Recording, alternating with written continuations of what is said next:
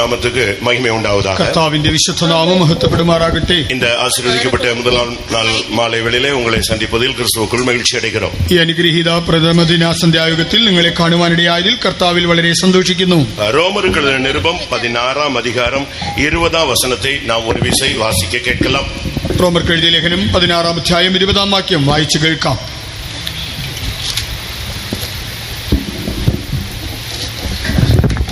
சமாதானத்தின் தேவன் சீக்கிரமாய் சாத்தானை உங்கள் கால்களின் கீழே நசுக்கி போடுவார்.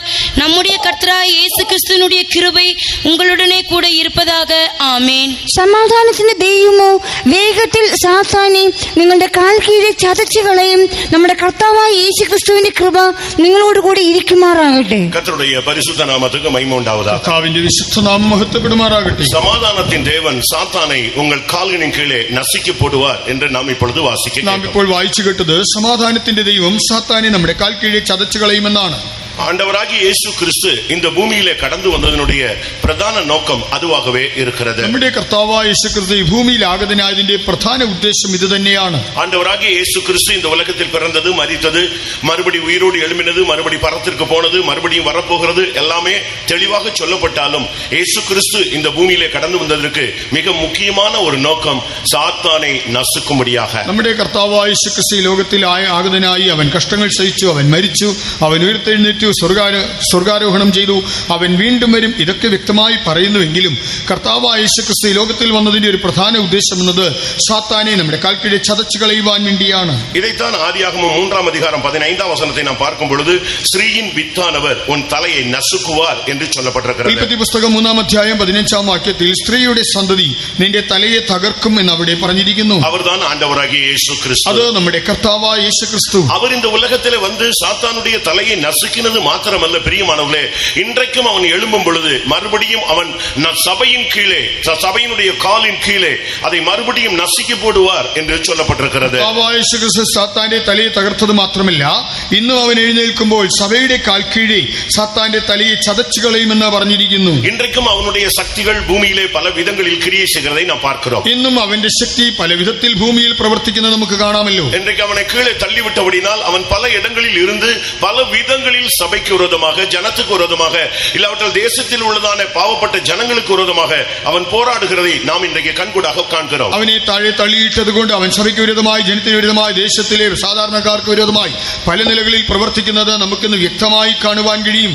தனக்கு அந்த மேன்மையான இடம் கிடைக்காத பொழுது தன்னை போல யாருக்குமே அது கிடைக்க கூடாது என்பது பிசாசினுடைய ஒரு தந்திரமாக இருக்கிறது. ഉന്നത സ്ഥാനം തനിക്ക് ലഭിക്കാത്തത് കൊണ്ട് തനിക്ക് ലഭിക്കാത്ത സ്ഥാനം മറ്റുള്ള ആർക്ക് ലഭിക്കരുതെന്നുള്ളതാണ് പിശാചിന്റെ ദുരുദ്ദേശം. യേശയ്യാ 14 அதிகாரத்தின்படி அவனை அவர் மேலே இருந்து கீழே தள்ளுகிறதை நாம் பார்க்க முடியும். യെശയ്യാ 14 അധ്യായ പ്രകാരം നോക്കിയാൽ കർത്താവ് അവനെ മുകളിൽ നിന്ന് താഴേക്ക് തള്ളിയിടുന്നത് കാണാം. அவன் தன் இருதயத்திலே வடதிசையில் உள்ள சீயோன் பர்வதத்தை வாஞ்சித்த பொழுது உடனே அவனை கீழே தள்ளுகிறதாக நாம் பார்க்கிறோம். ഉത്തരാദിക്കിലുള്ളതായ സിയോൻ പർവ്വതം അവൻ തന്റെ ഹൃദയത്തിൽ മോഹിച്ചപ്പോൾ അവനെ താഴേക്ക് തള്ളിയിട്ടതായി കാണാം.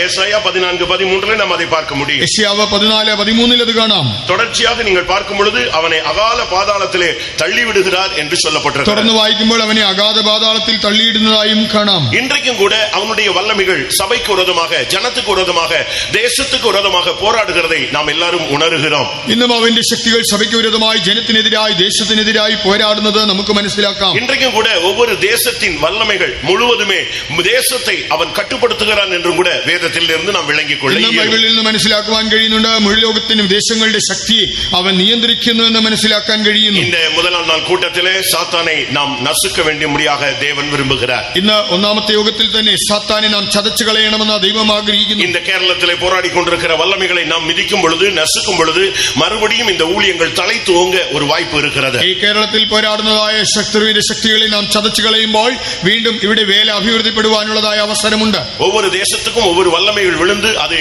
கட்டுப்படுத்திக் கொண்டிருக்கிறதாக வேதம் சுட்டிக்காட்டுகிறது. ഓരോ ദേശത്തിനെതിരായി വീണുപോയതായ ശക്തികൾ എഴുന്നേറ്റ് അതിനെ നിയന്ത്രിക്കുന്നതായി ബൈബിൾ പറയുന്നു. அன்றைக்கு மேலே இருந்து தள்ளிவிடப்பட்ட ஒரு கூட்டம் சக்தி வானத்தில் நின்றதாகவும், அடுத்த ஒரு கூட்டம் பூமியில இருந்ததாகவும், அடுத்த ஒரு கூட்டம் பாதாளத்தில் போய் விழுந்ததாகவும் வேதம் சுட்டி காட்டுகிறது. അന്ന് തള്ളിയിടപ്പെട്ടതായ ശക്തികളിൽ ഒരു കൂട്ടം ആകാശത്തിലും ഒരു കൂട്ടം ഭൂമിയിൽ വീണു, മറ്റൊരു കൂട്ടം അവിടെ നിന്ന് പാതാളത്തിലേക്കും തള്ളപ്പെട്ടതായി ബൈബിൾ പറയുന്നു. நாம் இதை சரியான விதத்தில் விளங்கிக் கொள்ள முடியும். നാം ഇത് വ്യക്തമായി മനസ്സിലാക്കണം. லூக்கா எழுதின சுவிசேஷத்தை நாம் பார்க்கும் பொழுது, ലൂക്കോസ് എഴുതിയ സുവിശേഷം വായിക്കുമ്പോൾ 10 அதிகாரம் 18 வசனத்திலே அந்த விழுந்து போன ஒரு வல்லமை வானத்திலேயே நின்று கொண்டதாக பார்க்கிறோம். 10 അധ്യായം 18 വാക്യത്തിൽ അവിടെ തള്ളപ്പെട്ടതായ ശക്തി അത് ആകാശത്തിൽ നിൽക്കുന്നതായി കാണാം. வெளிப்படுத்தல் 2 அதிகாரம் 13 வசனத்தை பார்க்கும் பொழுது சாத்தான் தன்னுடைய சிங்காசனத்தை பூமியிலே போட்டிருக்கிறதாக வேதம் சொல்லுகிறது. വെളിപ്പാട് പുസ്തകം 2 അധ്യായം 13 വാക്യത്തിൽ സാത്താൻ തന്റെ സിംഹാസനം ഭൂമിയിൽ സ്ഥാപിച്ചിരിക്കുന്നെന്ന് ബൈബിൾ പറയുന്നു. யூதா நிருபத்திலே 6 வசனத்தை பார்க்கும் பொழுது அந்தகாரத்திலே ஒரு வல்லமையை தள்ளி அவர் கட்டி முத்திரை போட்டு வைத்திருக்கிறார் என்றும் வேதம் சொல்லுகிறது. യൂദായുടെ ലേഖനം 6 അധ്യായത്തിൽ വായിക്കുമ്പോൾ ഒരു കൂട്ടം ദൂതന്മാരെ അവൻ അന്ധകാര ചങ്ങലയിൽ ബന്ധിച്ചു വെച്ചിരിക്കുന്നെന്ന് കാണാം. அங்கே வானத்தில் மட்டுமல்ல, இங்கேயும் சாத்தான் தன்னுடைய சிங்காசனத்தை போட்டு வைத்திருக்கிறான். ஆனால் தான் தேசங்கள் அவனுடைய கட்டுப்பாட்டில் இருக்கிறது. நாம் சரியாக அந்த வல்லமையை அழிக்கும் பொழுதுதான் நமக்கு விடுதலையும் ஜெயமும் சபையினுடைய ஸ்தானமும் பாதுகாக்கப்படும். ആകാശത്തിൽ മാത്രമല്ല, ഭൂമിയിലും സാത്താൻ തന്റെ സിംഹാസനം സ്ഥാപിച്ചവൻ ദേശങ്ങളെ ഭരിക്കുന്നത് കൊണ്ട് നാം ഈ നാളുകളിൽ അവന്റെ തലയെ തകർത്തുവെങ്കിൽ മാത്രമേ വീണ്ടുമായിട്ട് സഭയുടെ ആസ്ഥാനം സൂക്ഷിക്കപ്പെടൂ. தானியேல் 10 அதிகாரம் 13 வசனத்திலே பார்க்கும் பொழுது பெர்சியாவின் அதிபதி என்ற ஒரு வார்த்தையை நாம் பார்க்கிறோம். ദാനിയേൽ 10:13 വായിക്കുമ്പോൾ പാർസി സാമ്രാജ്യത്തിന്റെ പ്രഭു എന്ന് കാണാം. தானியேல் 10:20 பார்க்கும் பொழுது கிரேக்கு தேசத்தின் அதிபதி என்று பார்க்கிறோம். 10:20 കാണുമ്പോൾ യവന ദേശത്തിന്റെ പ്രഭു എന്ന് കാണാം. இந்த வல்லமைகள் அந்தந்த தேசத்தை கட்டுப்படுத்திக் கொண்டு ஒரு மனிதன் என்ற பெயரிலே உலகத்திலே ஒரு கட்சி ஒரு பார்ட்டியை வைத்து அது ஆளுகை செய்தாலும் இதற்கு பின்னாலே ஒரு வல்லமை இருக்கிறது. ഈ ദുഷ്ടശക്തികൾ അതാത് ദേശത്തെ അവ നിയന്ത്രിച്ചു വയ്ക്കുന്നു. ഒരു വ്യക്തിയുടെ രൂപത്തിലോ അല്ലെങ്കിൽ ഒരു സംഘടനയുടെ രൂപത്തിലോ അവ പ്രവർത്തിക്കുന്നുവെങ്കിലും ഇതിന്റെ പിന്നിൽ ഒരു വലിയ പൈശാചിക ശക്തിയുണ്ട്. சரியான அபிஷேகமும் சரியான வெளிப்படுத்தலும் உள்ள தேவ ஜனங்கள் மட்டுமே இந்த வல்லமையை புரிந்து கொள்ளவும் முடியும், இந்த வல்லமையை மேற்கொள்ளவும் முடியும். ശരിയായ അഭിഷേകം വെളിപ്പാടുമുള്ളതായ ദൈവജനത്തിന് മാത്രമേ ഇതിനെ തിരിച്ചറിയാനും കീഴ്പ്പെടുത്തുവാനും കഴിയൂ. இந்த வல்லமையினுடைய சக்திகள் என்ன? ഈ ദുഷ്ടശക്തികളുടെ ബലം എന്താണ്? இது உலகத்தை ஆளுகிறதோ இல்லையோ தேவ ஜனத்துக்கு விரோதமாக எழும்புகிறதை நாம் விளங்கிக் கொள்ள இயலும். ഇത് ലോകത്തെ ഭരിക്കുന്നോ ഇല്ലയോ, പക്ഷേ ദൈവജനത്തിന് വിരോധമായി എഴുന്നേൽക്കുന്നത് കാണാം. தேவ ஜனத்தினுடைய ஜெபங்களுக்கு பதில் வராமல் தடுக்கிற அந்த பெர்சியாவின் அதிபதியை நீங்கள் வேதத்திலே பார்க்க முடியும். ദൈവജനത്തിന്റെ പ്രാർത്ഥനയ്ക്ക് മറുപടി ലഭിക്കാതെ തടുക്കുന്നതായ പാർസി രാജ്യത്തിന്റെ പ്രഭുവിനെ കാണാം. ஒவ்வொரு தேசத்தை மாத்திரமல்ல, ஒவ்வொரு வில்லேஜையுமே அவன் கண்ட்ரோல் பண்ணுகிறான். ഓരോ ദേശങ്ങളെ മാത്രമല്ല, ഗ്രാമങ്ങളെയും അവൻ നിയന്ത്രിക്കുന്നു. ஆபகுக்கு 3 அதிகாரம் 14 வசனத்தை பார்க்கும் பொழுது ഹബക്കൂക്ക് 3:14 ஒவ்வொரு கிராமத்தின் அதிபதிகளை குறித்து பார்க்கிறோம். அவைகளை கர்த்தர் உருவ குத்தி போடுவார் என்று வேதம் சொல்லுகிறது. ഓരോ ഗ്രാമത്തിന്റെയും അധികാരികളെ കാണാം, കർത്താവ് അതിനെ താഴെയിടുമെന്ന് കാണുന്നുണ്ട്. இந்த உலகத்திலே இந்த உலகத்தின் அதிபதி முழு உலகத்தை ஒவ்வொரு தேசமாக பிரித்து அவன் ஆளுகை செய்கிறது மாத்திரமல்ல, முழு உலகத்தையும் கட்டுப்படுத்தும்படியாக அவன் இறங்கி கிரியை செய்கிற ஒரு தீவிரமான நாட்கள் தான் இந்த நாட்கள். ലോകത്തിന്റെ പ്രഭു ഈ ലോകത്തെ പല ഭാഗങ്ങളായി പ്രദേശങ്ങളായി വിഭജിച്ച് ഭരിക്കുന്നത് മാത്രമല്ല, മുഴു ലോകത്തെയും ചേർത്ത് അവൻ ഭരിക്കുവാനായിട്ട് അതിതീവ്രതയോടെ പ്രവർത്തിക്കുന്ന പ്രയത്നിക്കുന്ന കാലമാണിത്. இந்த முதல் நாள் கூட்டத்திலேயே சாத்தானை கட்டிவிட்டால் மீதி உள்ள கூட்டங்கள் எல்லாம் ஆசீர்வாதமாக செழிப்பாக எந்த பிரச்சனையும் இல்லாமல் நடக்கும் என்று நான் விசுவாசிக்கிறேன். ആകയാൽ ഈ പ്രാരംഭ യോഗത്തിൽ തന്നെ സാത്താനെ നാം ബന്ധിച്ചു കഴിഞ്ഞാൽ ഇനിയുള്ള യോഗങ്ങളെല്ലാം തന്നെ തടസ്സം കൂടാതെ വളരെ സമൃദ്ധിയായി നല്ല നിലയിൽ നടക്കുമെന്ന് ഞാൻ പ്രതീക്ഷിക്കുന്നു. சிலுவையிலே அவனுடைய தலையை நசுக்கினது மாத்திரமல்ல, ரோமர் 16:20 சொல்லுகிறது, மறுபடியும் உங்கள் கால்களின் கீழே அவனை ஒரு விசை நசுக்கி போடுவார். ക്രൂശിൽ അവന്റെ തലയെ തകർത്ത് കളഞ്ഞത് മാത്രമല്ല, റോമർ 16:20 വായിക്കുമ്പോൾ ദൈവം വീണ്ടും സാത്താനെ നിങ്ങളുടെ കാൽ കീഴെ ചതച്ചു കളയും. சிலுவையில் அவர் பெற்ற ஜெயத்தை நாம் முதலாவது நமக்கு சொந்தமாக மாற்ற வேண்டும். ക്രൂശിൽ അവൻ നേടിയതായ ജയത്തെ നാം ആദ്യം നമ്മുടെ സ്വന്തമാക്കി മാറ്റണം. நாம் எப்பொழுதெல்லாம் ஒவ்வொரு ஸ்தானத்தை எட்டுகிறோமோ, அபிஷேகத்தில் வளருகிறோமோ, இல்லாவிட்டால் தாழ்ந்து போகிறோமோ, அந்த நேரங்கள் எல்லாம் இந்த சக்தி நம்மை சந்திப்பதை நாம் பார்க்க இயலும். നാം നമ്മുടെ ആത്മീയ ജീവിതത്തിൽ മുന്നേറുമ്പോൾ, അഭിഷേകം പ്രാപിക്കുമ്പോൾ, ഒരു സ്ഥാനത്തെത്തുമ്പോൾ, അല്ലെങ്കിൽ നമുക്കൊരു അധപതനം ഉണ്ടാകുമ്പോഴെല്ലാം ഈ ശത്രുവിന്റെ ശക്തികൾ നമ്മെ നേരിടുന്നത് നമുക്ക് കാണാം. இயேசு அபிஷேகம் பெற்றவராக அவர் வெளியே வந்த உடனே அவரை சோதிக்கும்படியாக ஒரு சக்தி வந்து 3 விசை அவரை சோதித்ததாக வேதம் சொல்லுகிறது. எல்லாருக்கும் தெரியும். യേശു അഭിഷേകം പ്രാപിച്ചപ്പോൾ തന്നെ സാത്താൻ അവന്റെ അടുക്കൽ വന്ന് അവനെ 3 പ്രാവശ്യം പരീക്ഷിച്ചത് നമുക്ക് എല്ലാവർക്കും അറിയാം. இவனை குறித்து இயேசு கிறிஸ்து திரும்ப பேசும் பொழுது அவன் ஒரு உலகத்தின் அதிபதி என்று அவர் பேசுகிறார். കർത്താവായ യേശു ക്രിസ്തുവിനെ കുറിച്ച് വീണ്ടും പറയുമ്പോൾ ലോകത്തിന്റെ പ്രഭു എന്നാണ് പറയുന്നത്. கர்த்தருடைய பரிசுத்த நாமத்துக்கு மகிமை உண்டாவதாக. കർത്താവിന്റെ വിശുദ്ധ നാമം മഹത്വപ്പെടുമാറാകട്ടെ. யோவான் 12:31 அவர் அவனை உலகத்தின் அதிபதி என்று இயேசு சுட்டிக்காட்டுகிறார். യോഹന്നാൻ 12:31 കർത്താവായ യേശു അവനെ ലോകത്തിന്റെ പ്രഭു എന്നാണ് ചൂണ്ടിക്കാണിക്കുന്നത്. കാണിക്കുന്നത്. യോഹന്നാൻ 14:30 അവനെ മറുപടി അവർ സന്ധിച്ചதாக വേദം பார்க்கிறோம். യോഹന്നാൻ 14:30 അവൻ വീണ്ടും വന്നതായി നമുക്ക് കാണാം. ഇവൻ ഇன்றைக்கும் സഭയ്ക്ക് വിരോധமாக எழும்புகிற ഒരു ശക്തി. ഇവൻ ഇന്നും സഭയ്ക്ക് വിരോധമായി എഴുന്നേൽക്കുന്ന ഒരു ശക്തിയാണ്. അവൻ ഉലകത്തിൻ അധിപതി, ആണ്ടവരാകിയ യേശു ക്രിസ്തു നമ്മുടെ രക്ഷപ്പിൻ അധിപതി. കർത്താവായ യേശു നമ്മുടെ രക്ഷാനായകനാണ്, അവനോ ലോകത്തിന്റെ പ്രഭുവാണ്. എബ്രയർ 2-ാം അധികാരത്തിലെ നമ്മുടെ രക്ഷപ്പിൻ അധിപതിയെ അവർ ഉപദ്രവങ്ങളിൽ വഴിயாக പൂർണ്ണപ്പെടുത്തുகிறது അവർക്ക് ഏറ്റതാ ഇരുന്നത് എന്ന് വേദം ചൂണ്ടിക്കാട്ടുന്നു. എബ്രായ ലേഖനം 2-ാം അധ്യായത്തിൽ വായിക്കുമ്പോൾ നമ്മുടെ രക്ഷാനായകനെ താൻ അനുഭവിച്ച കഷ്ടങ്ങളാൽ തികഞ്ഞവനാക്കുന്നത് ദൈവത്തിന് യുക്തമായിരുന്നു.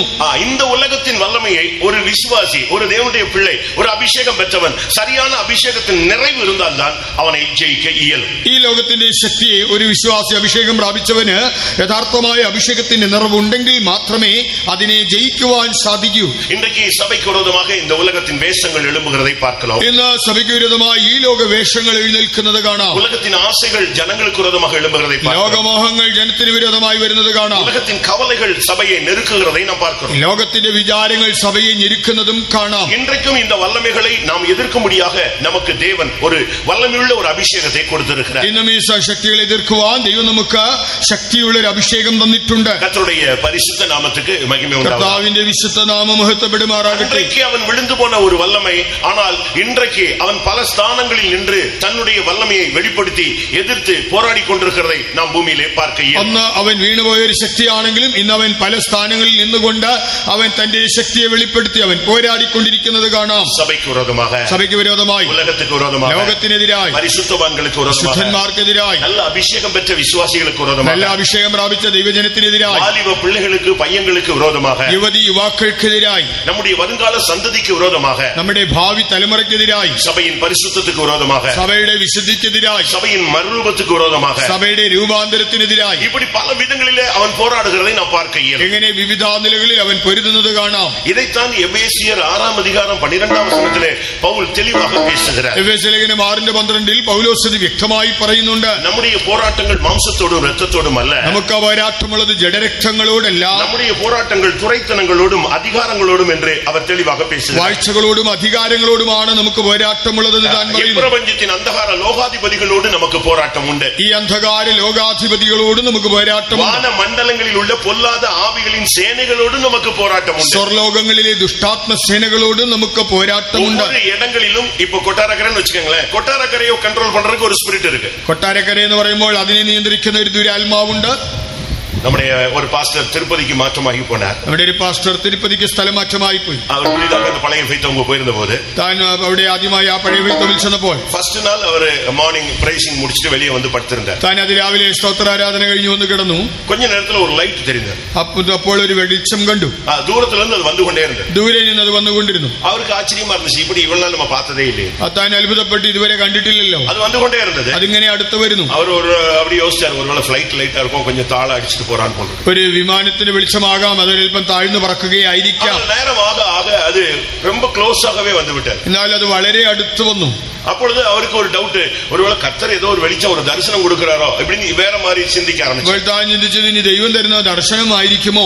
இன்னும் கொஞ்ச நேரத்துல அது ஃபேட்டம்குள்ளே வந்துருச்சு. എന്നാൽ അല്പസമയത്തിനുള്ളിൽ അത് വിശ്വാസ വീട്ടിൽ വന്നു. அந்த வெளிச்சம் கிட்ட வந்த உடனே தான் இவருக்கு புரிஞ்சது, அந்த வெளிச்சத்துல இருந்து சந்தனம், குங்குமம், இந்த ஒரு மாதிரி வித்தியாசமான ஸ்மெல் அடிக்க ஆரம்பிச்சு. അപ്പോൾ ആ വെളിച്ചം അടുത്ത് വന്നപ്പോഴാണ് അതിൽ നിന്ന് കുങ്കുമത്തിന്റെയും ചന്ദനത്തിന്റെയും എല്ലാം ഒരു ഗന്ധം വരുവാൻ തുടങ്ങി. உடனே அபிஷேகத்துல இருந்து எழும்பி அந்நிய பாஷை பேசி அந்த ஆவியை கடிந்து, உனக்கு எங்க இங்க என்ன வேலை போ அப்படின்னு சொன்னார். ഉടനെ താൻ ആത്മാവിൽ നിറഞ്ഞ അന്യഭാഷയിൽ സംസാരിച്ച് ആ ദുരാത്മാവിനെ ശാസിച്ച് നിനക്കിവിടെ എന്ത് കാര്യമെന്ന് പറഞ്ഞ് അതിനെ ഓടിച്ചു. அந்த வெளிச்சத்திலிருந்து ஒரு சத்தம், ആ വെളിച്ചത്തിൽ നിന്നൊരു ശബ്ദം, புதிதாக வந்திருக்கிறாய் என்று கேள்விப்பட்டேன், பார்த்து விட்டு போகலாம் என்று வந்தேன். പുതുതായിട്ട് വന്നെന്നറിഞ്ഞു, ഒന്ന് കണ്ടിട്ട് പോകാമെന്ന് കരുതി വന്നതാണ്. ஒரு ஆளு டிரான்ஸ்பர் ஆகி வந்ததுக்கு அது டைரக்டா வருது. ഒരാൾ സ്ഥലം മാറി വന്നെന്ന് അറിഞ്ഞപ്പോൾ നേരിട്ട് കാണാൻ വന്നതാണ്. இது என் வாழ்வில் நான் பார்க்கும் பொழுது, എന്റെ ജീവിതത്തിൽ ഞാൻ നോക്കുമ്പോൾ, நான் தஞ்சாவூர் போய் சேர்ந்தேன். ഞാൻ തഞ്ചാവൂരിൽ ചെന്നപ്പോൾ ஃபர்ஸ்ட் நாள் நான் படுத்தேன். ഞാൻ ആദ്യ ദിവസം അവിടെ കിടന്നപ്പോൾ ஒரு 2 நிமிஷம் கூட நான் படுத்தது, ഒരു 2 നിമിഷം പോലും ആയില്ല. ஒரு சக்தி, ഒരു ശക്തി டைரக்டா அப்படி என் மேல வந்து அமர்வதற்கு வருகிறது. നേരിട്ട് എന്റെ മേലിരിക്കുവാൻ വരുന്നു. உடனே ஆவியானவர் இது ஒரு பிசாசு அப்படின்னு சொல்றாரு. ഉടനെ ദൈവാത്മാവ് പറഞ്ഞത് ഒരു പിശാചാണ്. செகண்ட் அபிஷேகம் நிறைஞ்ச உடனே அந்த ஆவி போனது. ചില സെക്കൻഡുകൾ ആത്മാവിൽ നിറഞ്ഞപ്പോൾ അത് പോയി. இப்படி பலவிதமான வல்லமைகள் ஒவ்வொரு ஊழியர்களுக்கும், ஒவ்வொரு தேவனுடைய பிள்ளைகளுக்கும், ஒவ்வொரு தேசத்துக்கும், ஒவ்வொரு கிராமத்துக்கும், ஒவ்வொரு வல்லமையும் போராடி கொண்டிருக்கிறதை தேவ ஜனங்கள் விளங்கிக் கொள்ளணும். பிசாசின் தந்திரங்களை நீங்கள் அறியாதவர்கள் அல்லவே. ഇങ്ങനെ ഓരോ വിശ്വാസിക്കെതിരായി, ശുശ്രൂഷകനെതിരായി, സഭയ്ക്കെതിരായി, ഗ്രാമങ്ങൾക്കെതിരായി, ദേശത്തിനെതിരായി പിശാചിന്റെ ശക്തി പോരാടുന്നു എന്നുള്ളത് നമ്മൾ മനസ്സിലാക്കണം.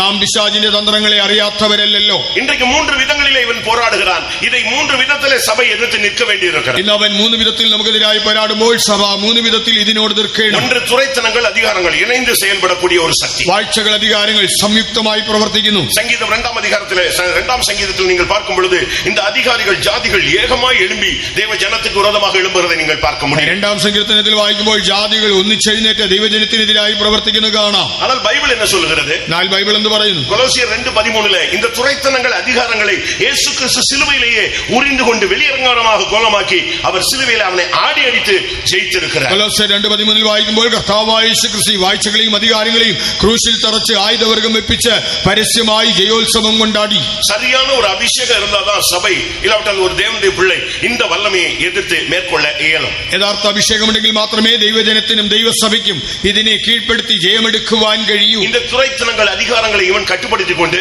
இவன் இதை வைத்து மேற்கொள்ளலாம் என்று நினைக்கிறான். ஆனால் தேவன் சொல்லுகிறார், உண்டாயிருக்கிற அதிகாரம் எல்லாம் என்னால் உண்டாயிருக்கிறது என்று அவர் ഈ பேசுகிறார். വാഴ്ചകളെയും അധികാരങ്ങളെയും അവൻ നിയന്ത്രിച്ച് അതിനിമിത്തം ജയമെടുക്കാമെന്ന് പിശാചി കരുതുമ്പോൾ ദൈവം പറയുന്നുണ്ട്, എല്ലാ അധികാരവും ദൈവത്താൽ മാത്രമാണ്. அது மாத்திரமல்ல, நம்முடைய ஜெபங்கள் மேலே போகாத வண்ணம், ஜெபத்துக்கு பதில் வராத வண்ணம் ஒரு சக்தி போராடி கொண்டிருக்கிறது. നമ്മുടെ പ്രാർത്ഥനകൾ മുകളിലോട്ട് എത്താതെ വണ്ണവും അവിടെ നിന്ന് നമുക്ക് മറുപടി ലഭിക്കാതെ വണ്ണവും ഒരു ദുഷ്ടശക്തി പോരാടുന്നു. இந்த വல்லமைகள் என்ன செய்கிறது? ഈ ശക്തികൾ എന്താണ് ചെയ്യുന്നത്? வானத்திலே இருந்து போராடி கொண்டே இருப்பது. ആകാശത്തിൽ നിന്ന് പോരാടുന്നു. உன்னுடைய ஜெபம் மேலே போக கூடாது, உன்னுடைய ஜெபத்துக்கு பதில் கீழே வரக்கூடாது. നിന്റെ പ്രാർത്ഥന മുകളിലോട്ടോ അതിനുള്ള ഉത്തരം താഴോട്ടോ വരരുത്. பட் லூக்கா 10ஆம் அதிகாரம் 18ஆம் வசனத்திலே இயேசு கிறிஸ்து 70 பேரை சீடர்களை 2 பேராக அனுப்பின பொழுது அவர்கள் திரும்பி வந்து சொன்னார்கள், ஆண்டவரே உம்முடைய நாமத்தில் பிசாசுகள் கீழ்ப்படிகிறது என்று சொன்னார். ലൂക്കോസ് 10:18 കർത്താവായ യേശു ക്രിസ്തു ശിഷ്യന്മാരെ രണ്ടായിട്ട് അവൻ അയക്കുമ്പോൾ അവർ തിരിച്ചു എന്ന് പറയുകയാണ്, കർത്താവേ നിന്റെ നാമത്തിൽ ഭൂതങ്ങളും ഞങ്ങൾക്ക് കീഴടങ്ങുന്നു. அப்படின்னா என்ன அர்த்தம் பிரியமானவர்களே? പ്രിയരേ, അതിന്റെ അർത്ഥം എന്താണ്? அதுக்கு பதில் இயேசு 10:18 சொல்லுகிறார், இதோ சாத்தான் மின்னலை போல வானத்திலிருந்து விழுகிறதை காண்கிறேன். பிசாசுகளை கீழ்ப்படுத்தும் போது இந்த வல்லமைகள் கீழே விழுகிறதாக இயேசு சுட்டிக்காட்டினார். അതിനെ പ്രത്യുത്തരമായി യേശു പറയുകയാണ്, സാത്താൻ മിന്നൽ പോലെ ആകാശത്തിൽ നിന്ന് വീഴുന്നത് ഞാൻ കണ്ടു. നാം പിശാചുകളെ കീഴടക്കുമ്പോൾ ഇവ താഴേക്ക് വീഴുന്നു. இவைகள் தான் வான மண்டலங்களில் உள்ள பொல்லாத ஆவிகளின் சேனைகள். ഇവയാണ് സ്വർലോകങ്ങളിലെ ദുഷ്ടാത്മ സേനകൾ. இந்த வல்லமைகளை அபிஷேகம் பெற்றவர்கள் கீழ்ப்படுத்தும் பொழுது இந்த வல்லமைகள் செயலற்று போய் கீழே விழுகிறது.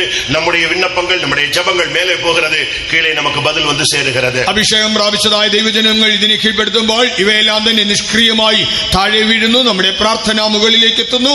അതിനുള്ളതായ മറുപടി നമുക്ക് താഴേക്ക് വരുന്നു. അടുത്ത ശക്തി ഇപ്രപഞ്ചത്തിൻ അന്ധകാര ലോകാധിപതി. അടുത്തതായിട്ട് ഈ ഇപ്പോഴത്തെ ദുഷ്ടാത്മ സേനകൾ വെളിപ്പെടുത്തൽ 2:13 നാം பார்க்கும் பொழுது, വെളിപ്പാട് 2:13 വായിക്കുമ്പോൾ സാത്താനുடைய സിംഹാസനം இருக்கிற இடத்தில் நீ குடியிருக்கிறாய் என்று அங்கே சுட்டிக்காட்டப்படுகிறது. നീ പാർക്കുന്നത് സാത്താന്റെ സിംഹാസനമുള്ള ഇടത്ത്. 2 കൊരിന്ത്യർ 4:4 சொல்லி இருக்கிறது, இப்பிரபஞ்சத்தின் தேவனானவன் ஜனத்தினுடைய மனக்கண்களை குருடாக்குறான் என்று சொல்லப்பட்டிருக்கிறது. 2 കൊരിന്ത്യർ 4:4 വായിക്കുമ്പോൾ ഈ ലോകത്തിന്റെ ദൈവം ജനത്തിന്റെ മനസ്സ് കുരുടാക്കി. ஆனபடியால் நம்ம எவ்வளவு பிரசங்கம் பண்ணாலும் சரி, எத்தனை சத்தியங்களை சொன்னாலும் சரி, நம்முடைய ஜனங்களுக்கு எவ்வளவு போதித்தாலும் இந்த மனது கெடுக்கப்பட்டவர்கள் இங்கே இருக்கும் பொழுது, அவர்கள் அந்த வல்லமையால தாக்கப்படும் பொழுது அவர்களுக்கு செயல் இல்லாமல் போய்விடுகிறது. ആകയാലാണ് എത്ര തന്നെ ഉപദേശിച്ചാലും എത്ര സത്യങ്ങളെ പ്രസംഗിച്ചാലും മനസ്സ് വഷളായവർ ഇവിടെ ഇരുന്നത് കേട്ടുകൊണ്ടിരുന്നാൽ അത് അവരുടെ മനസ്സിൽ അത് കടക്കുകയോ അവർക്കത് പ്രാവർത്തികമാക്കുവാനോ സാധിക്കുന്നില്ല. இதை பவுல் என்ன சொல்லுகிறார்? പൗലോസ് എന്താണ് പറയുന്നത്? சொல்லுகிறார், വ്യക്തമായി പറയുന്നു, கிறிஸ்துவை பற்றிய உண்மை நின்று உங்களுடைய மனம் கெடுக்கப்படுமோ என்று நான் பயந்திருக்கிறேன் என்று அவர் பேசுகிறார். ക്രിസ്തുവിനോടുള്ള ഏകാഗ്രതയും നിർമ്മലതയും വിട്ടാൽ നിങ്ങളുടെ മനസ്സ് വഷളായി പോകുമോ എന്ന് ഭയപ്പെടുന്നു. 2 കൊരിന്ത്യർ 11:2 நீ 3ஆம் வசனத்துல நீங்கள் இதை பார்க்க முடியும். 2 കൊരിന്ത്യർ 11:3 വാക്യത്തിൽ അത് കാണാം. பிரியமானவர்களே, வான மண்டலங்களில் உள்ள பொல்லாத ஆவிகளின் சேனைகள், இப்பிரபஞ்சத்தின் அந்தகார லோகாதிபதிகள், இந்த வல்லமைகள் எல்லாம் இன்றைக்கும் சபைக்கு விரோதமாக போராடுகிறது. ஆனால் வேதம் சொல்லுகிறது, அன்றைக்கு நான் சிலுவையிலே அவனை நசிக்கிறது மாத்திரமல்ல, சமாதானத்தின் தேவன் இன்றைக்கு இந்த முதல் நாள் கூட்டத்திலே உங்கள் கால்களின் கீழே நசுக்கி போடுவார். ഈ അന്ധകാര ലോകാധിപതികളും സ്വർലോകങ്ങളിലെ ദുഷ്ടാത്മ സേനകളും ഇന്ന് ആ സഭയ്ക്ക് വിരോധമായി പോരാടുമ്പോൾ കർത്താവ് എന്താണ് പറയുന്നത്? അന്ന് ഞാൻ അതിനെ ക്രൂശിൽ തറച്ച് ജയമെടുത്തത് മാത്രമല്ല, ഇന്ന് സഭയുടെ കാൽക്കീഴെ അവനെ അത് ചതച്ചു കളഞ്ഞ് അവന് ജയം നൽകും. മത്തയി 16:18 சொல்லுகிறது, பாதாளத்தின் வாசல்கள் சபையை ஒரு காலம் மேற்கொள்வதில்லை. 14:18 പറയുമ്പോൾ പാതാള ഗോപുരങ്ങൾ സഭയെ ഒരിക്കലും ജയിക്കുകയില്ല. பல வல்லமைகள் உங்களுக்கு விரோதமாக, சபைக்கு விரோதமாக, தேசத்துக்கு விரோதமாக, பரிசுத்தத்துக்கு விரோதமாக எழும்பலாம். ஆனால் முடிவிலே நமக்கு ஜெயம் உண்டு என்பதை நீங்கள் விசுவாசியுங்கள். പലവിധമായ ശക്തികൾ നമുക്കെതിരായി, സഭയ്ക്കെതിരായി, ദേശത്തിനെതിരായി, നമ്മുടെ വിശുദ്ധിക്കെതിരായി എഴുന്നേറ്റാലും ആത്യന്തിക ജയം നമ്മുടേതാണെന്ന് നമ്മൾ വിശ്വസിക്കുക. அன்றைக்கு தேவனுடைய திட்டத்தின்படி பிசாசின் தலையை அவர் சிலுவையிலே அந்த குருசிலே அவர் நசுக்கிறது மாத்திரமல்ல, இன்றைக்கு சபைக்காக மறுபடியும் ஒரு விஷயம் இந்த மாலை வேளையிலே உங்கள் குடும்பத்துக்கு, உங்களுடைய பிள்ளைகளுக்கு, உங்களுடைய சந்ததிக்கு, உங்களுடைய ஊழியங்களுக்கு விரோதமான வல்லமைகளை இன்றைக்கு உங்கள் காலின் கீழே நசரேயனாகிய இயேசு நசுக்கி போடுவார். അന്ന് ദൈവിക പദ്ധതി പ്രകാരം കാൽവരി ക്രൂശിൽ കർത്താവായ യേശു ക്രിസ്തു പിശാചിന്റെ തലയെ തകർത്തത് മാത്രമല്ല, ഇന്ന് നിങ്ങൾക്ക് വേണ്ടി, നിങ്ങളുടെ മക്കൾക്ക് വേണ്ടി, നിങ്ങളുടെ ശുശ്രൂഷയ്ക്ക് വേണ്ടി, നിങ്ങളുടെ നന്മയ്ക്കും അഭിവൃദ്ധിക്കുമായിട്ട് വീണ്ടുമായി സാത്താനെ നിങ്ങളുടെ കാൽക്കീഴെ അവൻ ചതച്ചു കളയും. இன்றைக்கு அந்த வல்லமைகள் உங்களுக்கு விரோதமாக எழும்புவதை நீங்கள் உணர்கிறீர்கள், அனுபவிக்கிறீர்கள். ഇന്ന് ആ ശക്തി നിങ്ങൾക്ക് വിരുദ്ധമായി നിൽക്കുന്നത് നിങ്ങൾ മനസ്സിലാക്കുന്നു, നിങ്ങൾ അത് അനുഭവിക്കുന്നു. பல விதமான சக்திகள் போராடுகிறதை நீங்க பார்க்கலாம். പലവിധ ശക്തികൾ പോരാടുന്നത് കാണാം. முந்தைய காலங்களில் நீங்க பெந்தெகோஸ்தே சபைகள்ல பாத்தீங்கன்னு சொன்னா பிசாசு பிடிச்சு ஆடுறவங்களை அதிகமா பார்க்கலாம். മുൻകാലങ്ങളിൽ പെന്തക്കോസ്ത് സഭകളിൽ പിശാച് പിടിച്ചാടുന്നവരെ ധാരാളം കാണാം.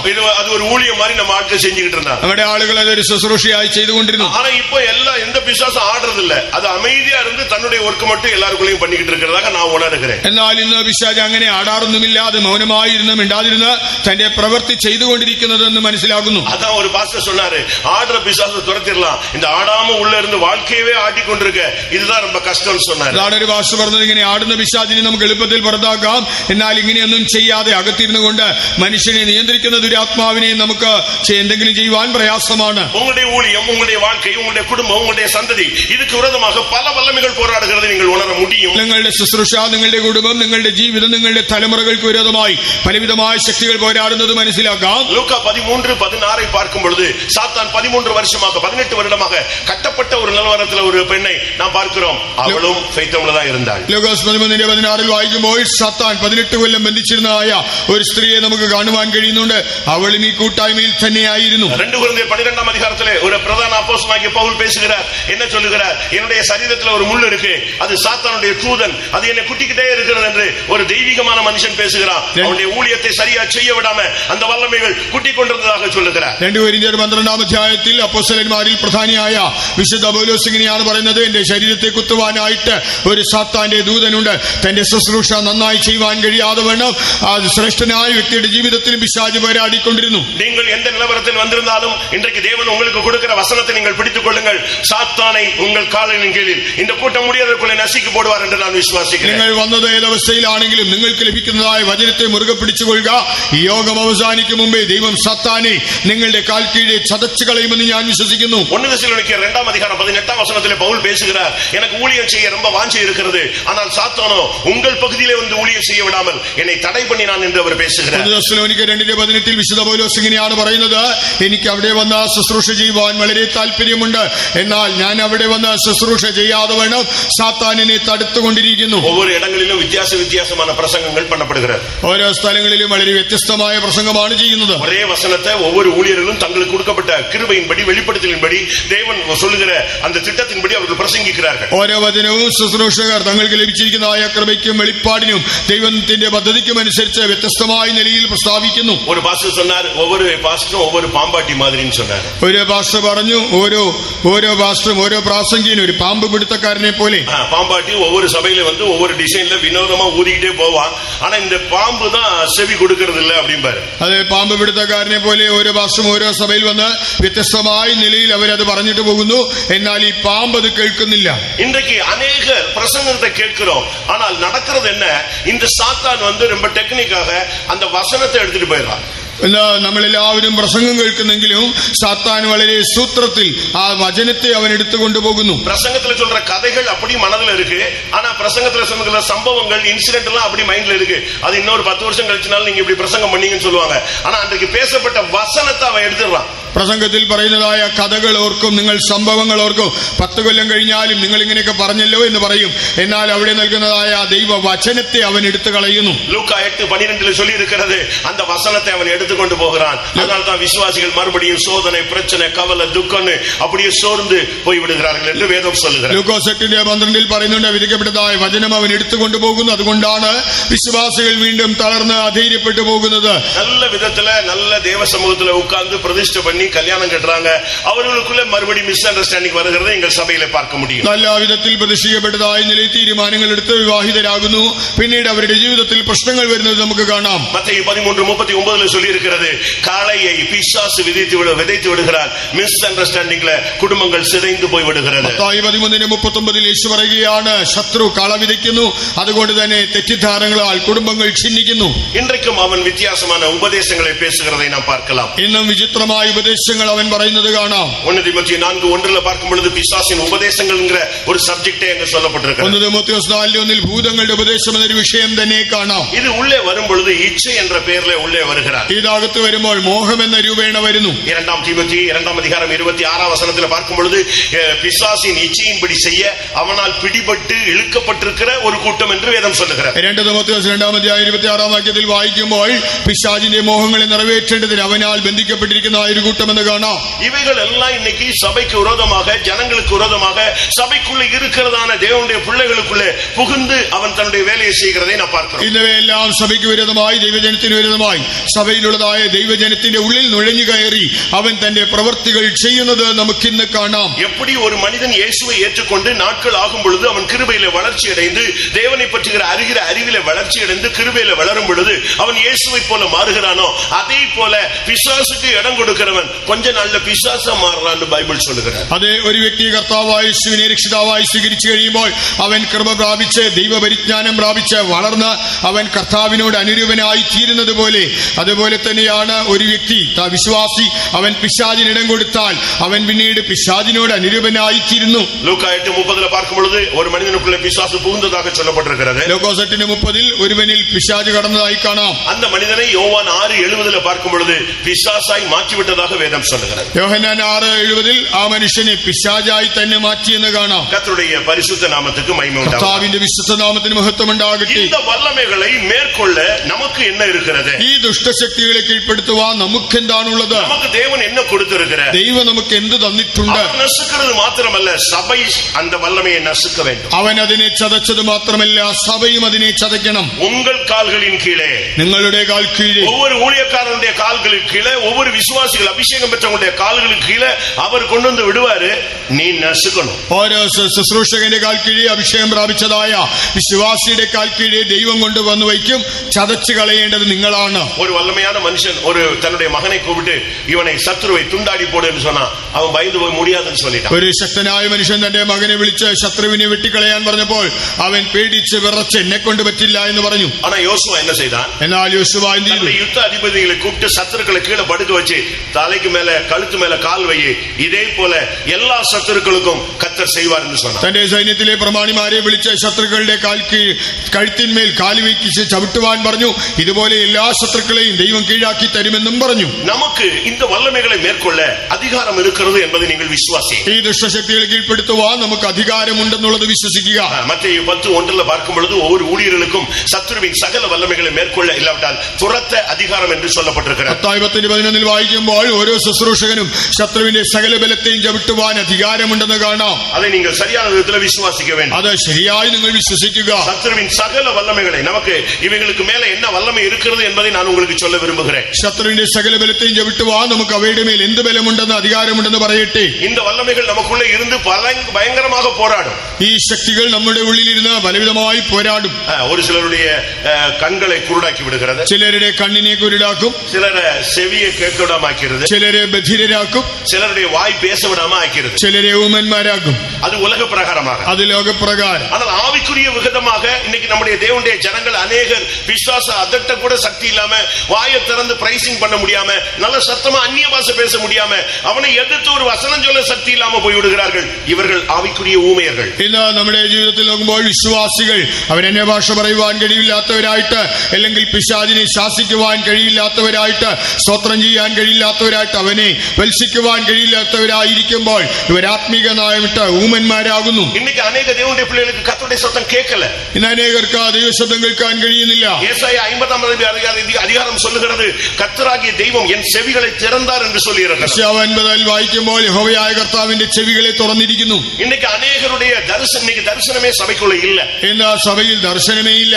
காரணம் என்ன? കാരണം എന്ത്? ஏலியின் காலமாக இருக்கிறது என்று நீங்கள் நினைக்கிறீர்கள். നിങ്ങൾ ചിന്തിക്കും ഇത് ഏലിയുടെ കാലമെന്ന്. பிரத்யட்சமான தரிசனம் இல்லாத ஒரு காலம் தான் விழுகையின் காலம். യഹോവയുടെ ദർശനം നേരിട്ടില്ലാത്തൊരു കാലമാണ് വീഴ്ചയുടെ കാലം. ലൂക്കാ 11:14 ஊமையான ஒரு மனிதனை நீங்கள் பார்க்கலாம். ലൂക്കോസ് 11:14 ഊമനായ ഒരു മനുഷ്യനെ കാണാം. മത്തേയു 12:22 ஊமையும் குருடுமான ஒரு வல்லமை தாக்குன ஒரு மனிதனை பார்க்கலாம். മത്തായി 12:22 ഊമനും കുരുടനുമായ ദുരാത്മാവ് ബാധിച്ചതായ ഒരു മനുഷ്യനെ കാണാം. മാർക്ക് 9:25 ஊமையும் செவிடுமான ஒரு ஸ்பிரிட் தாக்குன ஒரு ஆளை நீங்க பார்க்கலாம். മാർക്കോസ് 9:25 ഊമനും ബധിരനുമായ ദുരാത്മാവ് ബാധിച്ച ഒരു മനുഷ്യനെ കാണാം. അതിന്റെ ശരിயான അർത്ഥം என்ன?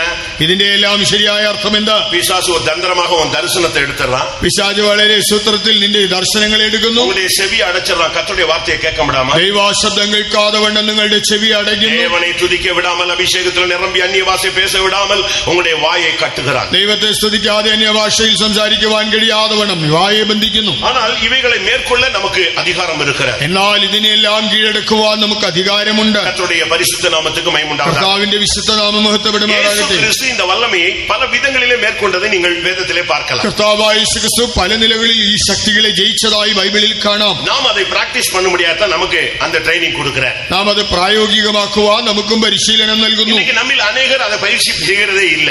എന്നാൽ നമ്മൾ അനേകർ അത് പരിശീലിക്കുന്നില്ല. இயேசு கிறிஸ்து இந்த உலகத்துல வந்ததுக்கு பல நோக்கம் இருக்கிறது. அதனுடைய ஒரே நோக்கம், முதல் நோக்கம், அவனுடைய ஸ்திரீயின் வித்தானவர் அவன் தலையை நசுக்குவார். കർത്താവായ യേശു ലോകത്തിൽ വന്നതിന് പല ഉദ്ദേശങ്ങളുണ്ടെങ്കിലും അതിൽ പ്രധാനപ്പെട്ടതായ ഉദ്ദേശം എന്നത് സ്ത്രീയുടെ സന്തതി പിശാചിന്റെ തലയെ തകർക്കും. இயேசு கிறிஸ்து இந்த உலகத்தில் இருந்த பொழுது பிசாசு பிடித்தவர்கள் அநேகர் அவரை சந்திக்க ஆரம்பித்தார். കർത്താവായ യേശു ക്രിസ്തു ലോകത്തിലായിരുന്നപ്പോൾ ഭൂതബാധിതരായ അനേകർ അവന്റെ അടുക്കൽ വന്നു. அதை எப்படி அவர் சந்தித்தார்? താൻ എങ്ങനെയാണ് അതിനെ നേരിട്ടത്? உங்களுடைய வாழ்க்கையிலும் இப்படிப்பட்ட சூழ்நிலைகள் வரும் பொழுது நீங்கள் அதை எப்படி எதிர்கொள்வது? നിങ്ങളുടെ ജീവിതത്തിൽ ഇങ്ങനെയുള്ളതായ സാഹചര്യങ്ങൾ വരുമ്പോൾ എങ്ങനെ നേരിടാം? மத்தேயு 7:22 பார்க்கும் பொழுது, മത്തായി 7:22 அங்கே வேதம் சொல்லுகிறது, அவர் தன்னுடைய நாமத்தினாலே அந்த வல்லமைகளை துரத்துகிறார். തന്റെ നാമത്തിൽ അവൻ അതിനെ പുറത്താക്കുന്നെന്ന് കാണാം. இல்லாவிட்டால் மார்க் 16:17 நீங்கள் பார்க்கலாம், என்னுடைய நாமத்தில் அவர்கள் பிசாசுகளை துரத்துவார்கள். മാർക്കോസ് 16:17 കാണുമ്പോൾ എന്റെ നാമത്തിൽ അവർ ഭൂതങ്ങളെ പുറത്താക്കും. ஆண்டவருடைய நாமம் என்கிறது ஒரு பெரிய சக்தி, ஒரு ஆயுதம். കർത്താവിന്റെ നാമം ഒരു വലിയ ശക്തിയുള്ള ആയുധം. கர்த்தருடைய நாமம் பலத்த துருகம். യഹോവയുടെ നാമം ബലമുള്ള ഗോപുരം. அந்த நாமங்கிற அந்த இயேசு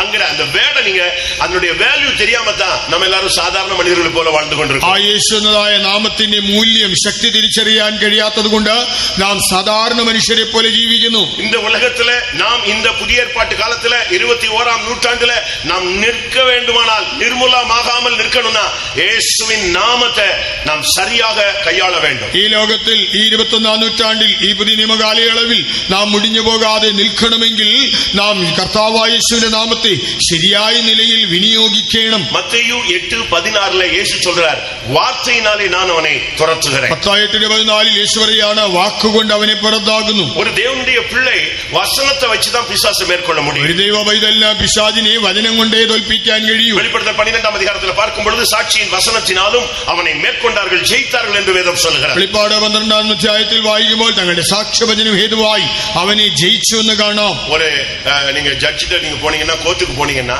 ஒவ்வொரு பாயிண்ட வச்சுதான் அவருக்கு விடுதலையும் கொடுப்பாரு, இல்லைன்னா தண்டனையும் கொடுப்பாரு. ഒരു കോടതിയിലെ ജഡ്ജിയുടെ അടുക്കൽ പോയാൽ താൻ നിയമത്തിലെ ഓരോ പോയിന്റുകൾ വെച്ചുകൊണ്ടാണ് ഒന്നുകിൽ ശിക്ഷിക്കുക അല്ലെങ്കിൽ വിട്ടയക്കുക.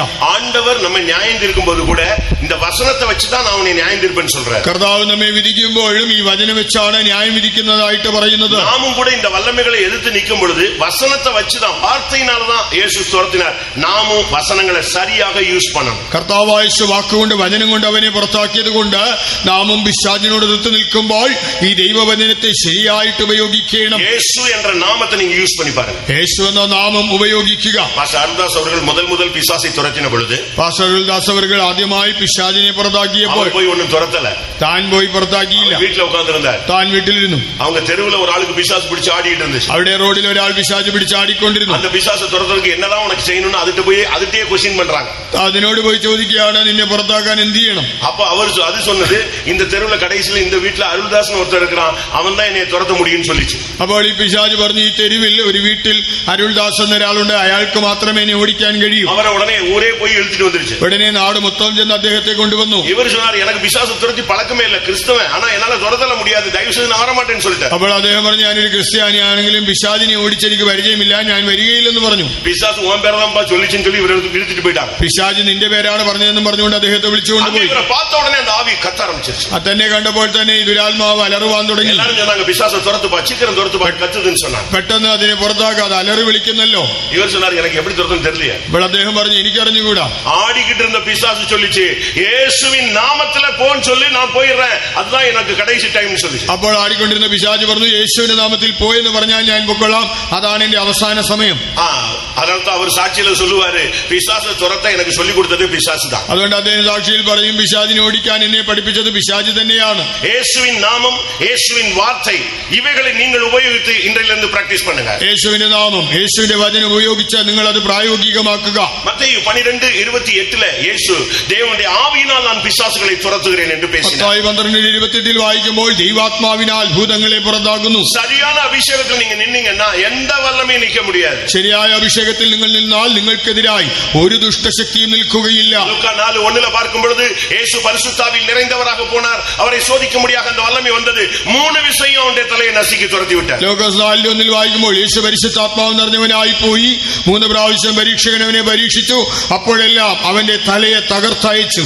கர்த்தருடைய பரிசுத்த நாமத்துக்கு மகிமை உண்டாவதாக. കർത്താവിന്റെ വിശുദ്ധ നാമത്തിന് മഹത്വം ഉണ്ടാകട്ടെ. லூக்கா 11:20 நீங்கள் பார்க்கும் பொழுது ലൂക്കോസ് 11:20 இயேசு சொல்கிறார், நான் தேவனுடைய விரலினாலே பிசாசுகளை துரத்துவேன். യേശു പറയാണ്, ദൈവത്തിന്റെ വിരൽ കൊണ്ട് ഭൂതങ്ങളെ പുറത്താക്കും. சிலுவையிலே ஆணி அடிக்கப்பட்ட கரம், அந்த பரிசுத்தமான கரம் படும் பொழுது அந்த வல்லமை ஓடினது. ക്രൂശിൽ ആണി തറയ്ക്കപ്പെട്ടതായ വിശുദ്ധമായ നിർമ്മലമായ കരം തൊടുമ്പോൾ ദുഷ്ടശക്തി ഓടിപ്പോകുന്നു.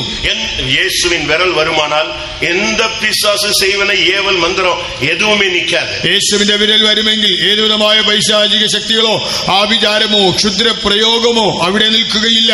யாத்திராகமம் 8:19 பார்க்கும் பொழுது, പുറപ്പാട് 8:19 அங்க என்ன சொல்லப்பட்டிருக்கிறது? അവിടെ എന്താണ് പറയുന്നത്? மோசேக்கு விரோதமாக அந்த பார்வோனுடைய அந்த ஜோசியக்காரர்கள், சூனியக்காரர்கள், மந்திரவாதிகள் எல்லாம் பிரயத்தனம் பண்ணுகிறார். ഫറവോന്റെ മന്ത്രവാദികളും ആഭിചാരകന്മാരും അവിടെ മോശയ്ക്കെതിരായി വന്ന് നിൽക്കുന്നു. மோசே ஒன்று செய்தால் அதையே மந்திரத்தில் செய்வது. മോശ എന്തെങ്കിലും ചെയ്താൽ അവരും മന്ത്രവാദം കൊണ്ടത് ചെയ്യും. அப்படியானால் தேவனும் மந்திரமும் ஈக்குவல்ங்கிற மாதிரி அவங்க காட்டிக்கிட்டே வந்தாங்க. അപ്പോ ദൈവവും ഈ മന്ത്രവാദവും എല്ലാം തുല്യം തന്നെയെന്ന് അവർ അവിടെ കാണിച്ചുകൊണ്ടിരുന്നു. யாத்திராகமம் 8:19 வரும்போது, എന്നാൽ പുറപ്പാട് 8:19 அங்க ஒன்னும் பலிக்கல, അവരുടെ മന്ത്രവാദം ഫലിച്ചില്ല. இப்ப மந்திரவாதிகள் சொன்னாங்க, അപ്പോൾ മന്ത്രവാദികൾ പറഞ്ഞു, எங்களால இனிமே ஒண்ணுமே பண்ண முடியாது, ഇനി ഞങ്ങൾക്കൊന്നും ചെയ്യാനാവില്ല, இதுல தேவனுடைய விரல் இருக்கிறதாக நாங்கள் காண்கிறோம், ഇതിൽ ദൈവത്തിന്റെ വിരലുണ്ടെന്ന് മനസ്സിലാക്കുന്നു. தேவனுடைய விரலை கொண்டு நீங்கள் எதிர்த்து நின்றீர்களானால், தேவனுடைய கரம், வலது கரம் உங்களோடு கூட இருக்குமானால், செய்வனை ஏவல் பில்லி சூனிய எந்த வல்லமையும் உனக்கு முன்பாக நிற்க முடியாது. ദൈവത്തിന്റെ വിരൽ കൊണ്ട് അല്ലെങ്കിൽ ദൈവത്തിന്റെ വലതുകരം നിന്നോട് കൂടെ ഇരുന്ന് നീ അതിനെ ഉപയോഗിച്ച് നിന്നാൽ ഒരുവിധമായ ആഭിചാര മന്ത്രവാദം ക്ഷുദ്ര പ്രയോഗം നിനക്ക് വിരോധമായി ഫലിക്കുകയില്ല. இன்னைக்கு அநேக விசுவாசிகள் நம்ம இயேசுவை ஏற்றுக்கொண்ட உடனேயே இந்த சக்தி நமக்கு இருப்பதை நீங்கள் விசுவாசிக்க வேண்டும். എല്ലാ വിശ്വാസികൾ നാം കർത്താവായ യേശുവിനെ വിശ്വസിക്കുമ്പോൾ തന്നെ ഈ ശക്തി നമുക്കുള്ളതായിട്ട് നമ്മൾ വിശ്വസിക്കണം. பிசாசு துரத்துறதுக்குன்னு ஒரு பாஸ்டர் நீங்க கூட்டி வர வேண்டிய அவசியம் கிடையாது. പിശാചിനെ ഓടിക്കുവാൻ വേണ്ടി ഒരു പ്രത്യേകം പാസ്റ്ററെ കൊണ്ടുവരേണ്ടതില്ല. ஒரு குறிக்கப்பட்ட நபரை தேடிட்டு நீங்க காணிக்கை எடுத்துட்டு போக வேண்டிய அவசியம் ഒരു പ്രത്യേക വ്യക്തി അന്വേഷിച്ചുകൊണ്ട് കാണിക്കയുമായി പോകേണ്ട. என்றைக்கு இந்த பைபிளை தூக்கிட்டு இயேசு தெய்வம் என்று நீ விசுவாசித்தாயோ, அன்றைக்கு அவருடைய நாமத்தில் உள்ள பாதுகாப்பும் இந்த வசனத்தினுடைய வல்லமையும் உனக்குள்ளே வந்து விடுகிறது. യേശു ദൈവമെന്ന് വിശ്വസിച്ചാൽ ഈ ബൈബിൾ എടുത്ത മാത്രയിൽ അവന്റെ നാമത്തിലുള്ളതായ സംരക്ഷണവും ആ ശക്തിയും അതാ നിന്നിലേക്ക് വന്നു കഴിഞ്ഞു. எத்தனை பேர் அதை விசுவாசிக்கிறீங்க? എത്ര പേര് ഇത് വിശ്വസിക്കുന്നു? இயேசுவின் நாமத்தை நான் கையில எடுத்த பொழுது, இல்லாவிட்டால் வாயில அறிக்கை செய்த பொழுது, எல்லா வல்லமைகளையும் மேற்கொள்ள எனக்கு அதிகாரம் இருக்கிறதுன்னு சொல்றவங்க கரங்களை வைத்து ஒரு அல்லேலூயா சொல்லுங்கள்.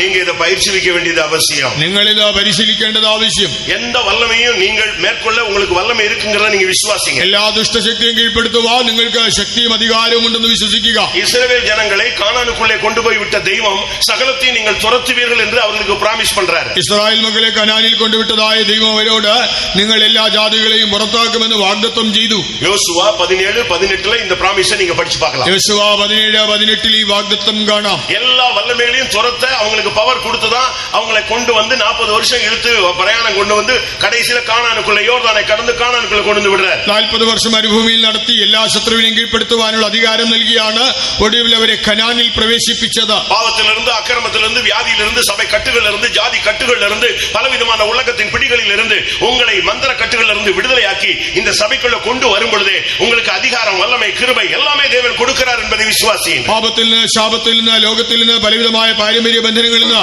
സഭയുടെ ബന്ധനങ്ങളിൽ നിന്നെല്ലാം കർത്താവ് നിങ്ങളെ വിടുവിച്ച് ഈ സഭയിൽ കൊണ്ടുവരുമ്പോൾ ദൈവം നിങ്ങൾക്ക് എല്ലാവിധമായ അധികാരവും ശക്തിയും തരുന്നുവെന്ന് നിങ്ങൾ വിശ്വസിക്കുക. இஸ்ரவேல் ஜனங்களை அங்க கொண்டு போய் விட்டபோது அவங்களுக்கு 12 கோத்திரத்துக்கு ஒரு பிராமிஸ், ஒரே பிராமிஸ், சகலத்தையும் நீங்கள் துரத்துவீர்கள். ഇസ്രായേൽ മക്കളെ അവിടെ കൊണ്ടുവിട്ടപ്പോൾ 12 ഗോത്രങ്ങൾക്കും ദൈവം ഒരു വാഗ്ദത്തം കൊടുത്തു, നിങ്ങൾ സകല ജാതികളെയും പുറത്താക്കും. ஆனா நடந்தது என்ன? 3 காரியம் நடந்தது. എന്നാൽ അവിടെ സംഭവിച്ചത് 3 കാര്യങ്ങളാണ്. அது என்ன? അതെന്താണ്? ஒரு கூட்டத்தார் துரத்தவே இல்லை. ഒരു കൂട്ടർ ആരെയും പുറത്താക്കിയില്ല. இன்னொரு கூட்டத்தார் துரத்தி விட முடியவில்லை. മറ്റൊരു കൂട്ടർ അവരെ പുറത്താക്കി പറഞ്ഞുവിടാൻ കഴിഞ്ഞില്ല. இன்னொருத்தர் துரத்தினார்கள். മറ്റൊരു കൂട്ടർ അവരെ പുറത്താക്കി. இன்னைக்கு சபைக்குள்ள இந்த 3 கூட்டமும் உட்கார்ந்திருக்கு. എല്ലാ സഭയിലും 3 കൂട്ടമുണ്ട്. ஒரு சின்ன கூட்டம் பிசாசின் வல்லமைகளை துரத்தி அவனை மேற்கொண்டு அவனை நசுக்கி ஜெயிச்சுக்கிட்டே போகுது. ഒരു കൂട്ടർ പിശാചിന്റെ ശക്തികളെ തകർത്ത് അവനെ പുറത്താക്കി ജയിച്ചു മുന്നേറി ചെല്ലുന്നു. இன்னும் ஒரு கூட்டம் அதை பத்தி கவலையே படாம அப்படியே அட்ஜஸ்ட் பண்ணிட்டு அவனுக்கு சக்தி இருக்கு பட் யூஸ் பண்றது இல்ல, துரத்தவில்லை.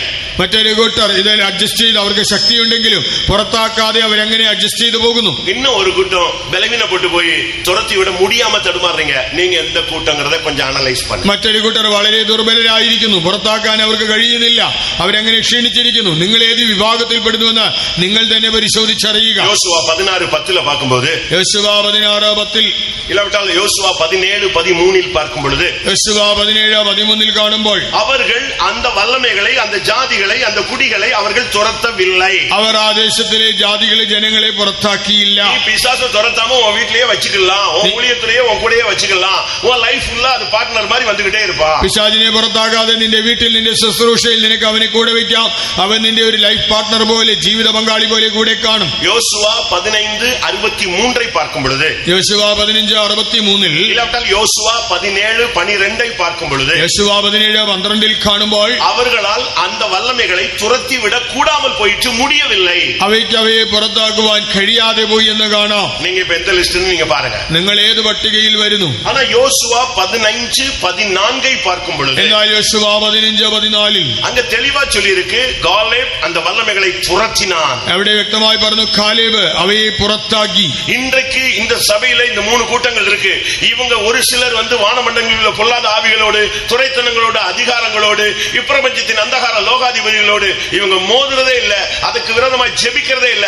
அப்படியே அமைதியா உட்கார்ந்துட்டு அமைதியா அதுவும் அது ஒரு சைடுல போயிட்டு இருக்கு, இவங்களும் அமைதியா இருக்காங்க. എന്നാൽ സഭയിൽ ഈ 3 വിഭാഗമുണ്ട്. വാഴ്ചകൾ, അധികാരങ്ങൾ, ഈ അന്ധകാര ലോകാധിപതികൾ സ്വർലോകങ്ങളിലെ ദുഷ്ടാത്മ സേനകളോട് പോരാടുന്നില്ല. അവ അവയുടെ വഴിക്ക് പോകുന്നു, ഇവരും അഡ്ജസ്റ്റ് ചെയ്ത് അവരെ വഴിക്ക് പോകുന്നു. இன்னொரு குரூப் இருக்கு, தங்களுடைய ஜீவிதத்தில் பல தோல்விகள், பின்மாற்றங்கள், தடுமாற்றங்கள், சில அவிசுவாசமான காரியங்களுக்குள்ள போய் சிக்கி கொண்டதுனால இவங்களால இப்போ அந்த வல்லமையை எதிர்த்து முழங்கால் போட முடியல, கண்ணு மூட முடியல, உபவாசம் போட முடியல, எதிர்த்து நிக்க முடியல, ஒண்ணுமே செய்ய முடியாம அப்படியே விட்டுட்டே இருக்கிறாங்க, தோற்றுக்கொண்டே வருகிறார். എന്നാൽ ചില വിഭാഗമുണ്ട്, അവരുടെ ജീവിതത്തിൽ ചില പ്രശ്നങ്ങൾ, തോൽവികളിൽ അകപ്പെട്ടത് കൊണ്ട് ഇന്ന് ആ പൈശാചിക ശക്തിയോട് എതിർക്കുവാനോ മുഴങ്കാലിൽ നിന്ന് പോരാടി പുറത്താക്കുവാനോ കഴിയാതെ അവർ വീണ്ടും ബലഹീനപ്പെടുന്നു. ஆனால் காலேபை போன்றிருக்கிறவர்கள், உத்தமமாய் கர்த்தரை பின்பற்றுகிற ஜனம், வேற ஆவியுள்ள ஒரு குரூப் சபைக்குள்ள இருக்கு, அபிஷேகத்துல ஒரு விலையேற பெற்ற தன்மை உள்ளது. அது மட்டுமே இந்த வல்லமைகளை துரத்தி கொண்டே வருகிறது, ஜெயித்து கொண்டே வருகிறது. அதுதான் மனவாட்டி சபையினுடைய அந்த கூட்டம். കാലേബിനെ പോലെ പരമാർത്ഥ ഹൃദയമുള്ളവരായിട്ട് ഒരു കൂട്ടം ജനമുണ്ട്. അവർ വിശേഷിക്കപ്പെട്ടതായ ഒരു കൂട്ടമാണ്. അവർ അഭിഷേകം പ്രാപിച്ച് അതിനോട് എതിർത്ത് നിൽക്കുന്നു. അതാണ് ഈ കാലേബിനെ പോലെ ഒരു വേറെ ആത്മാവുള്ളവർ. അവർ മണവാട്ടി ഗണത്തിൽ ഉൾപ്പെടുന്നു. கர்த்தருடைய பரிசுத்த நாமத்துக்கு மகிமை உண்டாகட்டும். കർത്താവിന്റെ വിശുദ്ധ നാമത്തിന് മഹത്വം ഉണ്ടാകട്ടെ. இந்த பிசாசை மேற்கொள்றதுக்கு நமக்கு ஃபுல் பவர் கொடுத்திருக்கிறார். அதை நீங்க முதலாவது ரிசீவ் பண்ணுங்க, அதை உணருங்க, கண்டுபிடிங்க. ഈ പിശാചിനെ നമുക്ക് തോൽപ്പിക്കുവാനുള്ള പൂർണ്ണ അധികാരമുണ്ട്. അത് മനസ്സിലാക്കുക, കണ്ടുപിടിക്കുക, അത് സ്വീകരിക്കുക. நம்மில் ஒவ்வொருவருக்கும் அந்த அதிகாரம் இருக்கிறது. നമ്മിൽ ഓരോരുത്തർക്കും ഈ അധികാരമുണ്ട്. ஆனா நம்மில் அநேகர் இந்த பிசாசுன உடனே மிரண்டு போயிடறான். നമ്മിൽ അനേകർ പിശാചെന്ന് കേൾക്കുമ്പോഴേ പേടിക്കുന്നു. கரண்ட் ஆஃப் ஆயிட்டாலே சோத்திரம் சோத்திரம் கத்திர பாட்டிகளா இருக்கிறது. കറണ്ട് ഒന്ന് പോയാൽ തന്നെ സ്തോത്രം എന്ന് നിലവിളിക്കുന്നു എതിർക്കുന്നവരുണ്ട്. നാം അന്ധകാര വല്ലമകളെ എതിർക്കக்கூடிய ഒരു ശക്തി உள்ளவர்கள். നാം അന്ധകാര ശക്തിയിൽ എതിർക്കുവാൻ ശക്തിയുള്ളവരാണല്ലോ. ஒவ்வொரு வல்லமையும் ஒவ்வொரு விதத்துல நீங்க டீல் பண்ணணும். ഓരോ ശക്തിയോടും ഓരോ നിലയിൽ ഇടപെടുക. മാർക്ക് 16:14 പിശാചുകളെ തുരത്ത വേണ്ടിയത് இருக்கிறது. മർക്കോസ് 16:17 പിശാചിനെ പുറത്താക്കണം. സഗരിയ 3:2 பாத்தீங்கன்னா പിശാച കടിந்து കൊള്ള വേണ്ടിയ இடத்துல കടിந்து കൊള്ളണം. സഖരിയ 3:2 പിശാചിനെ ശാസിക്കേണ്ടിടത്ത് അവനെ ഭത്സിക്കണം. എഫേസ്യർ 6:12 പോരാട വേണ്ടിയ இடத்துல അവന്റെ சரியா நின்னு போராடணும். എഫേസ്യർ 6:12 പോരാടേണ്ടടുത്ത് അവനോട് എതിർത്ത് നിന്ന് പോരാടണം. മത്തായി 18:18 പടി நீங்க நின்னு கட்ட வேண்டிய இடத்துல அவனை கட்டி பைண்ட் பண்ணிடணும். മത്തായി 18:18 നിന്ന് അവനെ ബന്ധിക്കേണ്ടിടത്ത് അവനെ ബന്ധിക്കണം. ആദിയാഗമം 3:14 പടി അവനെ ശപിക്ക വേണ്ടിയ இடத்துல ശപിക്കണം. 33:14 പ്രകാരം അവനെ ശപിക്കേണ്ടിടത്ത് അവനെ ശപിക്കണം. പേതുരുക്കുള്ള ഒരു സ്പിരിറ്റ് ഉള്ള വരുகிறது. പത്രോസിന്റെ ഉള്ളിൽ ഒരു ആത്മാവ് വന്നു. അവനുക്കുള്ള ഒരു സ്പിരിറ്റ് വന്നിരുച്ചു. അവന്റെ ഉള്ളിൽ ഒരു ആത്മാവ് പ്രവേശിച്ചു. അത് ഒരു മന്ത്രവാദ ശക്തിയല്ല. അതൊരു മന്ത്രവാദ ശക്തിയല്ല. അത് ഒരു പൊല്ലാத ആവിയിനുடைய ഒരു വിഗ്രഹത്തിൻ സർപ്പ വല്ലമയും അല്ല. ഒരു ദുരാത്മാവോ വിഗ്രഹ ശക്തിയോ അല്ല. ആனா അഴகா பேசுது. എന്നാൽ നന്നായി പറയുന്നു. നല്ല അഴகா பேசுது. വളരെ ഭംഗിയായി പറയുന്നു. യേശു என்ன சொல்றாரு? യേശു പറയുന്നു, ഞാൻ മനുഷ്യർ കയ്യിൽ ഒപ്പ് കൊടുക്കപ്പെടുവേൻ. ഞാൻ മനുഷ്യരുടെ കയ്യിൽ ഏൽപ്പിക്കപ്പെടും. அவங்க என்னை தேசாதிபதிകളുടെ കയ്യിൽ ഒപ്പ് കൊടുப்பாங்க. അവരെന്നെ ദേശാധിപതികളുടെ കയ്യിൽ ഏൽപ്പിക്കും. என்னை சிலுவையில் அறைவார்கள். അവരെന്നെ ക്രൂശിക്കും. நான் மரிப்பேன். ഞാൻ മരിക്കും. இவ்வளவுதான் சொல்லி முடிக்கிறாரு. ഇത്രയും പറഞ്ഞതേ ഉള്ളൂ. டக்குனு பேதுரு பேச ஆரம்பிச்சிட்டார். ഉടനെ പത്രോസ് സംസാരിക്കാൻ തുടങ്ങി. இதெல்லாம் நடக்கிறதுக்கு நாங்க அனுமதிக்க முடியாது. ഇങ്ങനെ നടക്കുവാൻ ഞങ്ങൾ അനുവദിക്കില്ല. அதெல்லாம் நடக்காதே. നടക്കുകയില്ല. உடனே அந்த வார்த்தை சொன்ன உடனே ആ വചനം പറഞ്ഞ ഉടൻ பட்டுன்னு இயேசு சொன்னாரு. പെട്ടെന്ന് യേശു പറഞ്ഞു, அப்பாலே போ சாத்தானே. വിട്ടുപോ സാത്താനെ. அப்பதான் புரிஞ்சது இவனுக்குள்ள இருந்து பேசுனது பேதுரு அல்ல, ஒரு ஸ்பிரிட்னு. അപ്പോഴാണ് മനസ്സിലായത് ഇവന്റെ ഉള്ളിലിരുന്ന് സംസാരിച്ചത് ഒരു ദുരാത്മാവാണ്, പത്രോസ് പറഞ്ഞതല്ല. அது என்ன துராத்மா? ആ ദുരാത്മാവേത്? இந்த ஊர்ல சொல்ற எந்த ஆவியாது அந்த பேர் அங்க சொல்லப்பட்டிருக்கா? ഇവിടെ പറഞ്ഞ ഏതെങ്കിലും ദുരാത്മാവിന്റെ പേര് എവിടെയുണ്ടോ? நீ தேவனுக்கு ஏற்றவைகளை சிந்தியாமல் மனிதனுக்கு ஏற்றவைகளை சிந்திக்கிறாய், எனக்கு பின்னாக போ சாத்தானேன்னு சொன்னார். നീ ദൈവത്തിനുള്ളതെല്ലാം മനുഷ്യരുടേതത്ര ചിന്തിക്കുന്നു, എന്നെ വിട്ട് പിന്നാലെ പോ സാത്താനേ. அந்த இடத்துல அந்த ஆவியை அதட்டினதாலதான் அவன் கடைசி வரைக்கும் பிரதான ஊழியனாக நின்று பிடித்தான். അവിടെ ആ ദുരാത്മാവിനെ ശാസിച്ചത് കൊണ്ടാണ് അവനൊരു പ്രധാന ശുശ്രൂഷകനായി നിലനിന്നത്. பிசாசை எதிர்த்து நிக்க வேண்டிய இடத்துல நில்லுங்க, அதட்ட வேண்டிய இடத்துல அதட்டுங்க, துரத்த வேண்டிய இடத்துல துரத்துங்க.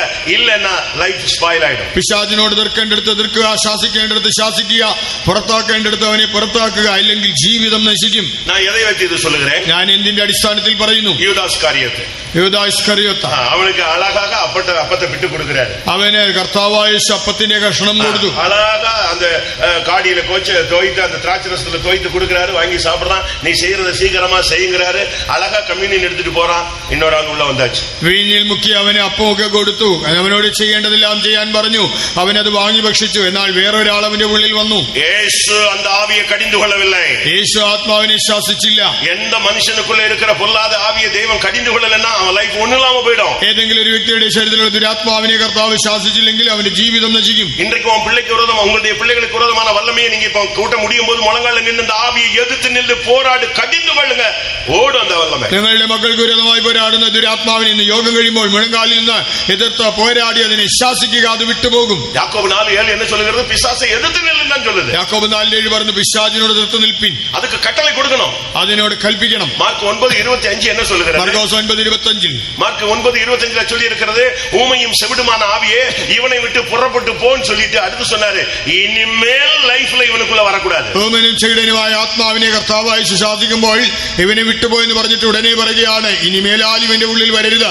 நம்மில் அநேகருக்கு பிசாசுன்னா ஏதோ ஒரு பயம் இருந்துகிட்டே இருக்கு. നമ്മിൽ അനേകർക്ക് പിശാചെന്ന് കേട്ടാൽ ഒരു ഭയമുണ്ട്. ஊழியக்காரங்களே ஒரு சிலர் பிசாசு துரத்துறது கிடையாது. വേലക്കാർ തന്നെ ചിലർ പിശാചിനെ പുറത്താക്കാറില്ല. ஏன்னா ரிவர்ஸ் வந்துருமோன்னு ஒரு சின்ன டவுட் இருக்கு. തിരിച്ച ഉള്ളിലേക്ക് വരുമോ എന്നൊരു പേടിയുണ്ട്. അങ്ങനെ அப்படி ஒரு சூழ்நிலையே பைபிள்ல கிடையாது. ബൈബിളിൽ അങ്ങനെ ഒരു സാഹചര്യമേ ഇല്ല. பைபிள் அழகாக சொல்லுகிறது. ബൈബിൾ വ്യക്തമായി പറയുന്നു. 10:19 அழகாக சொல்லியிருக்கிறது, சத்துருவின் சகல வல்லமைகளையும் மேற்கொள்ள நான் உங்களுக்கு அதிகாரம் கொடுக்கிறேன், ஒன்றும் உங்களை சேதப்படுத்தும். ലൂക്കോസ് 10:19 പറയുന്നുണ്ട്, ശത്രുവിന്റെ സകല ബലത്തെയും ചവിട്ടുവാൻ ഞാൻ നിങ്ങൾക്ക് അധികാരം തരുന്നു, ഒന്നും നിങ്ങൾക്ക് ഒരു ദോഷം വരുത്തുകയില്ല. வெளிப்படுத்தல் 12:11 சொல்லுகிறது, சத்துருவின் வல்லமைகளை ஜெயிக்கிறது சாட்சியின் வசனத்தினாலும் ஆட்டுக்குட்டியின் ரத்தத்தினாலும் அவனை ஜெயித்தார்கள். വെളിപ്പാട് 12:11 വായിക്കുമ്പോൾ കുഞ്ഞാടിന്റെ രക്തത്താലും സാക്ഷ്യവചന ഹേതുവായും അവർ ശത്രുവിനെ ജയിച്ചു. நீங்க அவனை நசுக்கணும், നിങ്ങൾ അവനെ ചതയ്ക്കണം. அதுதான் நம்முடைய இன்னைக்கு கீவேர்டு. അതാണ് നമ്മുടെ കുറിവാക്യം. சரியான வசனத்தின்படி நீ நீக்கும் பொழுது அவனுடைய தலையை அப்படியே நீங்க நசுக்கிடுவீங்க. ശരിയായ വചനപ്രകാരം നിൽക്കുമ്പോൾ നിങ്ങൾ അവന്റെ തലയെ ചതയ്ക്കും. எல்லாவற்றுக்கும் மேலாக എല്ലാത്തിലുപരിയായി சுவிசேஷத்தின் துவக்கத்தில் இயேசு பிசாசை துரத்தினார். സുവിശേഷത്തിന്റെ ആരംഭത്തിൽ യേശു പിശാചിനെ പുറത്താക്കി. சுவிசேஷத்தின் முடிவில் கல்வாரி ஊழியத்திலே முடிவிலே அந்த ஊழியத்தின் முடிவில் கல்வாரியிலே அவனுடைய தலையை நசுக்கினது அழித்தலை காண்பிக்கிறது. அதனால தான் 1 யோவான் 3:8 சொல்லி இருக்கிறது, அழகாக சொல்லி இருக்கிறது, பிசாசின் கிரியைகளை அழிக்கும்படியாக தேவகுமாரன் வெளிப்பட்டார். ഒടുവിൽ സുവിശേഷ പ്രവർത്തനത്തിന്റെ ഒടുവിലായി കാൽവരിയിൽ യേശു മരിക്കുമ്പോൾ പിശാചിന്റെ തലയെ തകർത്തത് അവനെ നശിപ്പിച്ചതിന് അടയാളമാണ്. യോഹന്നാന്റെ ലേഖനത്തിൽ നമ്മൾ കാണുന്നുണ്ട്, പിശാചിന്റെ പ്രവർത്തികളെ അഴിപ്പാൻ അഥവാ നശിപ്പിപ്പാൻ ദൈവപുത്രൻ പ്രത്യക്ഷനായി. இன்றைக்கு அந்த வல்லமைகள் நம்மை நோக்கி வருகிறது. ഇന്നും ആ ശക്തികൾ നമുക്ക് വിരോധമായി വരുന്നു. டெய்லி வருவான், ദിവസേന വരും.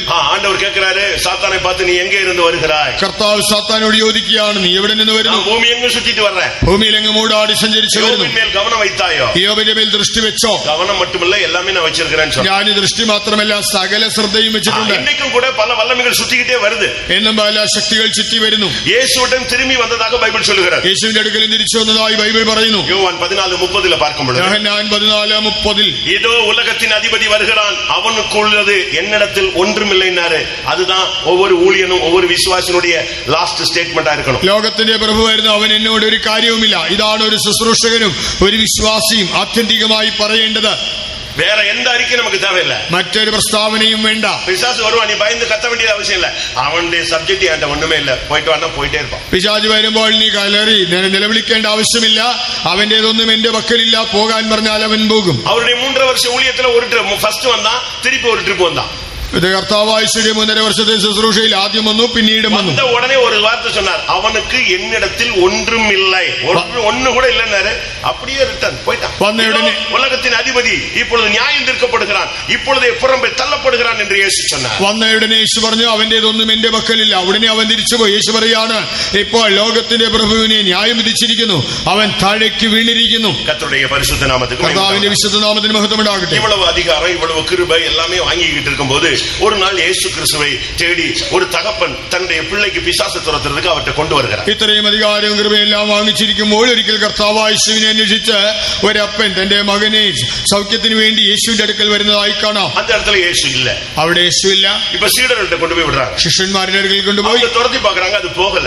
അവർ ശ്രമിച്ചിട്ടും പുറത്താക്കാൻ കഴിഞ്ഞില്ല.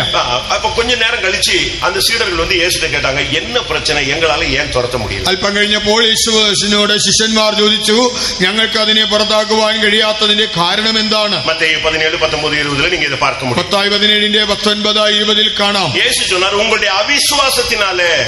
യേശു പറഞ്ഞു, കാരണം നിങ്ങളുടെ അവിശ്വാസം. അവിശ്വാസത്തെ വെച്ചിട്ട് എന്ത് പിശാചിനെ നിങ്ങൾ മേற்கொள்ள முடியாது. അവിശ്വാസം വെച്ചുകൊണ്ട് ഒരു പിശാചിനെയും പുറത്താക്കാനാവില്ല. അവിശ്വാസം എന്ത് വല്ലമയും ഉങ്ങളെ ഓവർകം பண்ண முடியாது. അവിശ്വാസം ഉണ്ടെങ്കിൽ ഒരു ശക്തിയെയും കീഴ്പ്പെടുത്താനാവില്ല. മാർക്ക് 9:28 ഒരു ക്വസ്റ്റ്യൻ ഇത് വന്നത്. മാർക്കോസ് 9:28 ഒരു ചോദ്യം വരുന്നു, ஏன் எங்களால முடியல, ഞങ്ങളെ കൊണ്ട് എന്തുകൊണ്ട് കഴിഞ്ഞില്ല? அதுக்கு இயேசு என்ன சொன்னாரு? യേശു എന്ത് പറഞ്ഞു? இந்த வகை பிசாசு உபவாசத்தினாலும் ஜெபத்தினாலும் தான் இத மேற்கொள்ள முடியும். ഉപവാസത്താലും പ്രാർത്ഥനയാലും അല്ലാതെ ഈ ജാതി നീങ്ങിപ്പോകുന്നില്ല. ലൂക്കാ 9 இயேசு பேசும் பொழுது, ലൂക്കോസ് 9 യേശു പറയുമ്പോൾ 40 வசனம் சொல்லுகிறது, 40 വാക്യം, அந்த ஏன் துரத்த முடியலன்னு கேட்ட உடனே இயேசு சொன்னாரு, அவிசுவாசம் உள்ள மாறுபாடான சந்ததியே, எவ்வளவு நாள் உங்களோடு கூட இருப்பேன்னு சொன்னார்.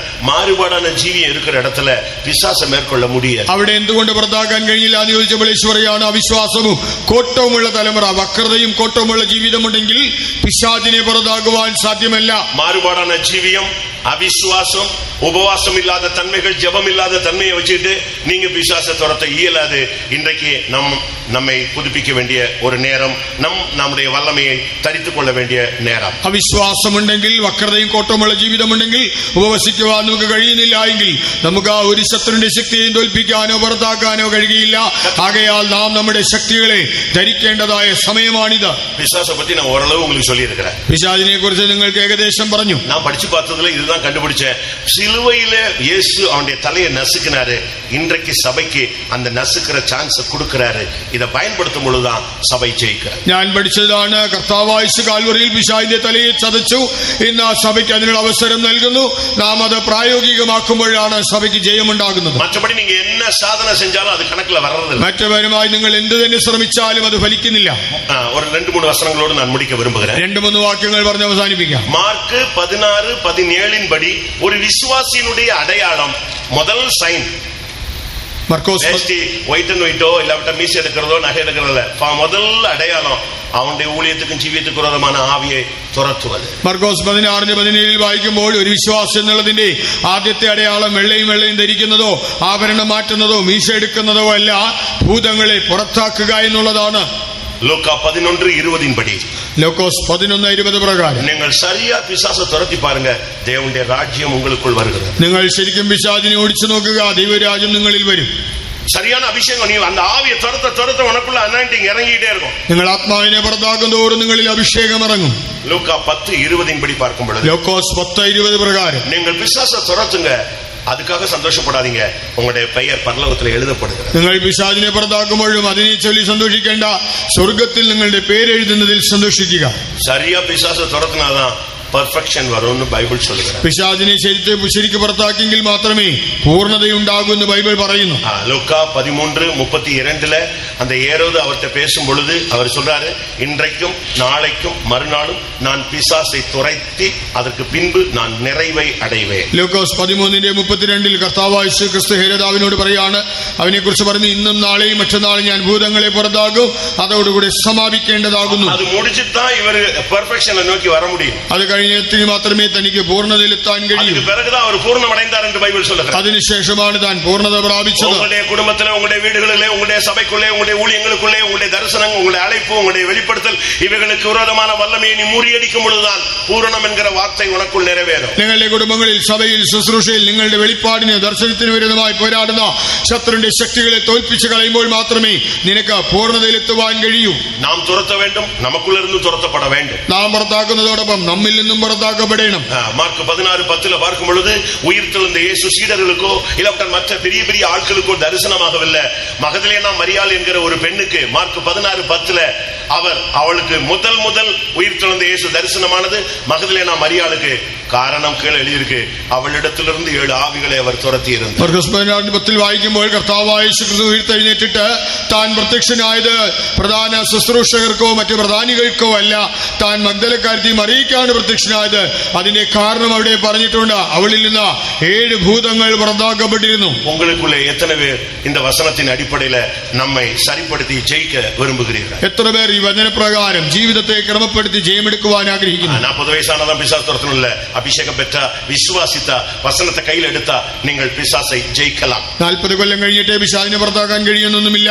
നിങ്ങൾ അഭിഷേകം പ്രാപിച്ചതായ വിശ്വാസിയാണെങ്കിൽ വചനം കയ്യിലെടുത്താൽ പിശാചിനെ പുറത്താക്കാം. சரி, இன்றைக்கு நாம் முதலாம் நாள் கூட்டத்துக்கு வந்திருக்கிறோமே, நம்மில் எத்தனை பேர் நம்முடைய வீடுகளில் இந்த ஆவிகள், இந்த வல்லமைகள் நம்முடைய பிள்ளைக்குள்ளேயோ, புருஷனுக்குள்ளேயோ, மனைவிக்குள்ளேயோ, தொழிலுக்குள்ளேயோ, ஊழியத்துக்குள்ளேயோ, ஜீவித்துக்குள்ளேயோ, சரீரத்திலேயோ, மனதிலேயோ எங்கெல்லாம் இந்த தாக்குதலை உணர்கிறோம்? അതെ, ഇന്ന് ആദ്യമായിട്ട് നമ്മുടെ യോഗത്തിൽ വന്നിരിക്കുന്നതിൽ എത്ര പേർ നമ്മുടെ കുടുംബങ്ങളിലോ, നമ്മുടെ മക്കളിലോ, അല്ലെങ്കിൽ നമ്മുടെ കുടുംബജീവിതത്തിലോ, നമ്മുടെ മനസ്സിലോ, നമ്മുടെ പ്രവർത്തനങ്ങളിലോ എവിടെയെല്ലാം ഈ പിശാചിന്റെ ആക്രമണം ഉണ്ടെന്ന് എത്ര പേർ മനസ്സിലാകുന്നു? அப்படி உணர்றவங்க கண்களை மூடி அப்படியே கையை உயர்த்துங்க பார்க்கலாம். நாங்க உங்களுக்காக ஜெபிக்க போறோம். ஒரு சக்தி உனக்குள்ள இறங்கும். இந்த கட்டு இன்றையோட அழிக்கப்படட்டும். இன்றைக்கு பிசாசின் தலையை நசுக்கிற ஒரு டைமாக മാറട്ടെ. അങ്ങനെയുള്ളവർ മുഴങ്കാലിന് കൈകൾ ഉയർത്തി പ്രാർത്ഥിക്കുക.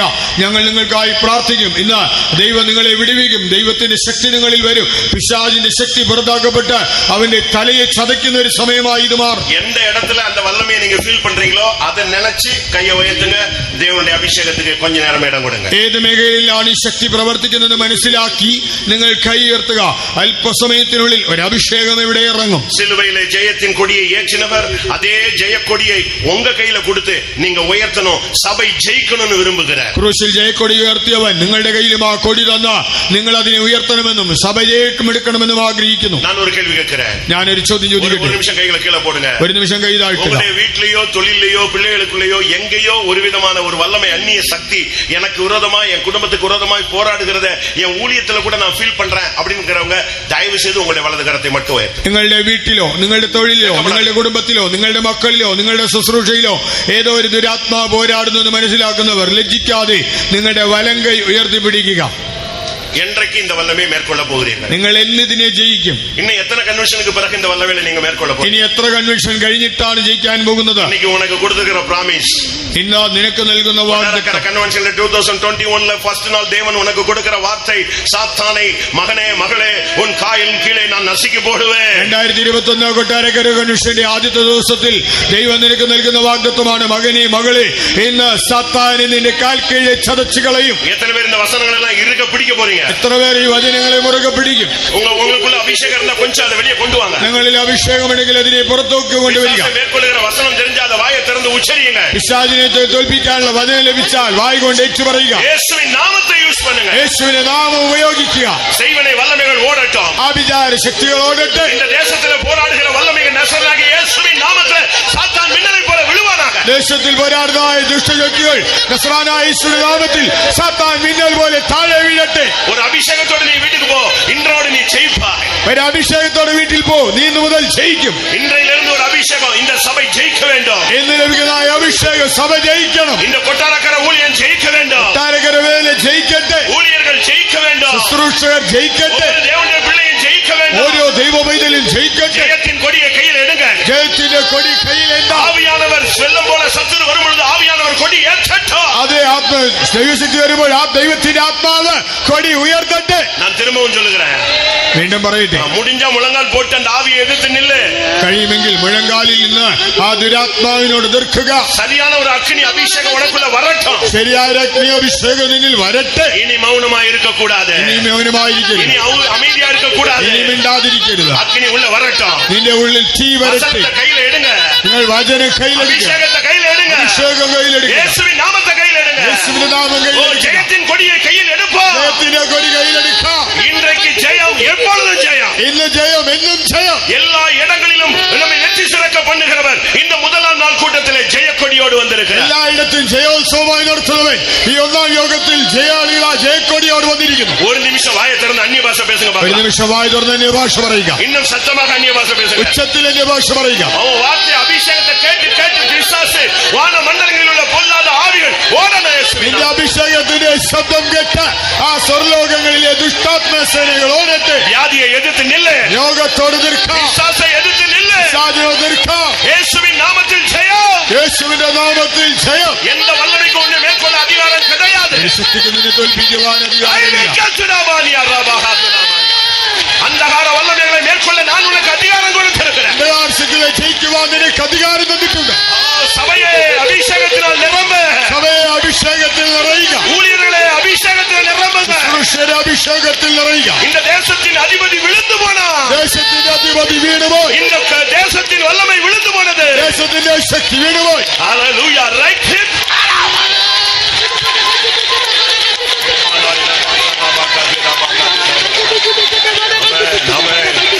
கொடி உயர்த்துவின் ஜெயத்தின் கொடி உயர்த்துவின் ഉന്നതന്റെ പർവ്വതത്തിലൊത്തു ചേരുവേൻ. ഘോഷിക്കുവിൻ ജയത്തിൻ ഗീതം പാടുവേൻ. ഘോഷിക്കുവിൻ ജയത്തിൻ ഗീതം പാടുവേൻ. രാജാവ് ചെയ്തവൻ നിന്നിലില്ലയോ, നിന്റെ രാജാവ് ചെയ്തവനില്ലയോ. കൊടിയുയർത്തുവിൻ ജയത്തിൻ കൊടിയുയർത്തുവിൻ. ഉന്നതന്റെ ത്തിലൊത്തു ചേരുവിൻ. ഘോഷിക്കുവിൻ ജയത്തിൻ ഗീതം പാടുവിൻ. ഘോഷിക്കുവിൻ ജയത്തിൻ ഗീതം പാടുവിൻ.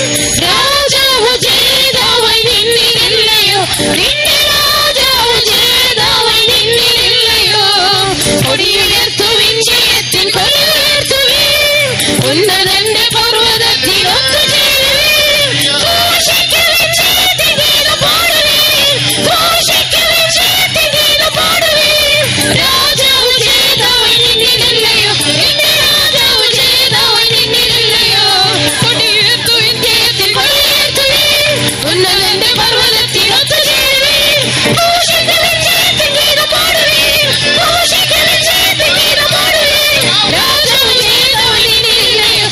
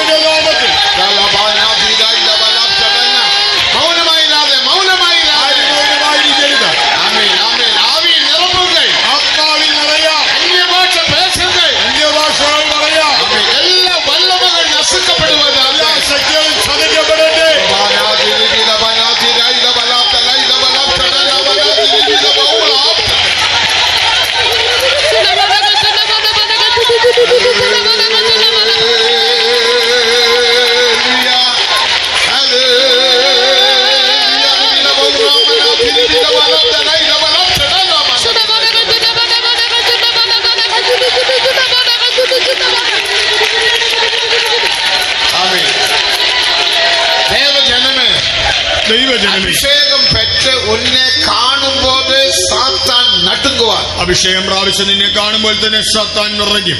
1946 പാസ്റ്റർ എ.സി. തോമസ് അവർ കൊട്ടാരക്കരയിൽ ഊഴിയം ചെയ്താർ. 1946 ആ കാലയളവിൽ താൻ കൊട്ടാരക്കരയിൽ ശുശ്രൂഷ ചെയ്തു. അപ്പോ അത് കായംകുളത്തില് ഒരു വീട്ടിലുള്ള പിശാസ് പിടിച്ച ഒരു മനുഷ്യൻ ഇരുന്ന. അപ്പോൾ കായംകുളത്ത് ഒരു വീട്ടിൽ പിശാച് പിടിച്ച ഒരു വ്യക്തി ഭയങ്കരமான പിശാസ്, ഭയങ്കര പിശാച്. അത് തുറത്തപടിക്ക് ഇവർ ഇങ്ങേ ഇരുന്ന് പോകുക. അതിനെ പുറത്താക്കാൻ താൻ ഇവിടെ നിന്ന് പോയി. പോറ വഴിയിൽ അത് പിശാസ കെട്ടിപ്പോട്ടിருக்கு, ചങ്കലിനാൽ കെട്ടിപ്പോട്ടിருக்கு. ചങ്ങല കൊണ്ട് ആ പിശാചിനെ ഭയങ്കരமான പിശാസ്, വലിയ പിശാച്. அப்ப அவங்க சொன்னாங்க, பாஸ்டர் தயவு செய்து வந்து அந்த பிசாசை நீங்க துரத்துங்க. പാസ്റ്റർ വന്ന് ദയവായി അതിനെ പുറത്താക്കണം.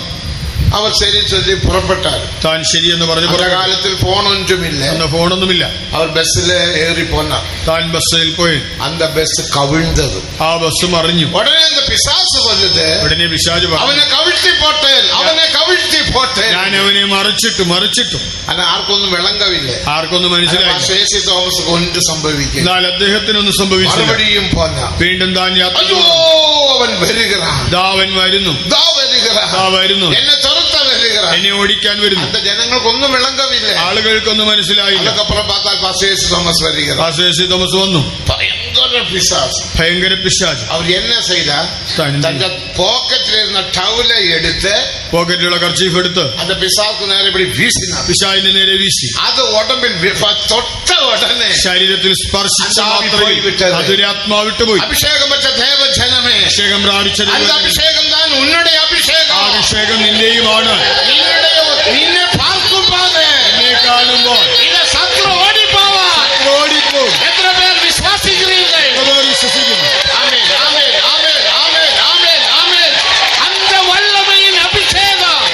ആ ശക്തിയുള്ള അഭിഷേകം ഇതോ ഉന്മേൽ ഊറ്റുക, ഇതാ നിന്നിൽ പകരുന്നു. എഴുപ്പുകൾ എഴുന്നേൽക്കുക.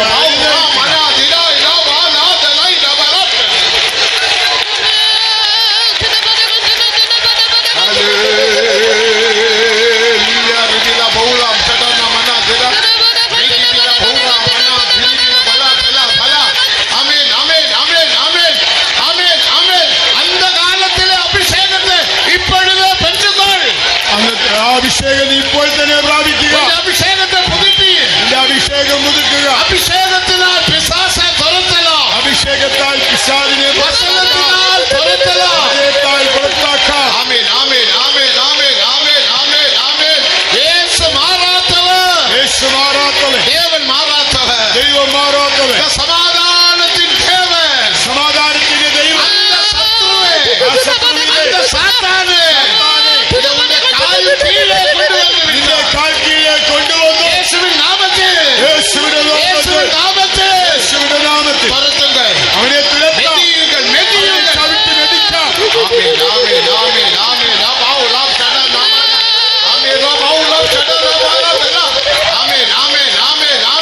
എല്ലാ വ്യാധികൾ ഗുണമാകട്ടെ, രോഗങ്ങൾ സൗഖ്യമാകട്ടെ. ഭയപ്പെടാതെ, പേടിക്കണ്ട, ഭയപ്പെടാതെ, പേടിക്കണ്ട.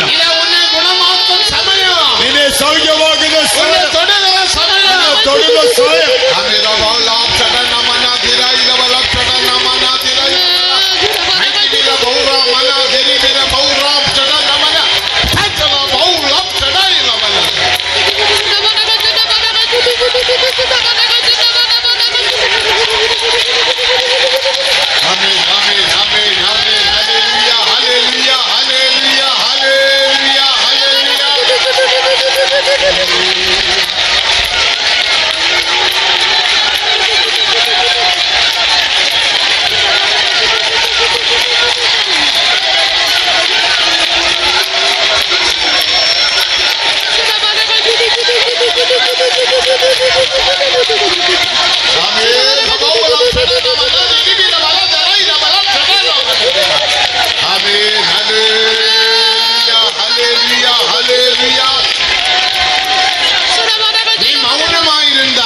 നീ മൗനമായിരുന്നാൽ ഒന്നും ചെയ്യാനാവില്ല.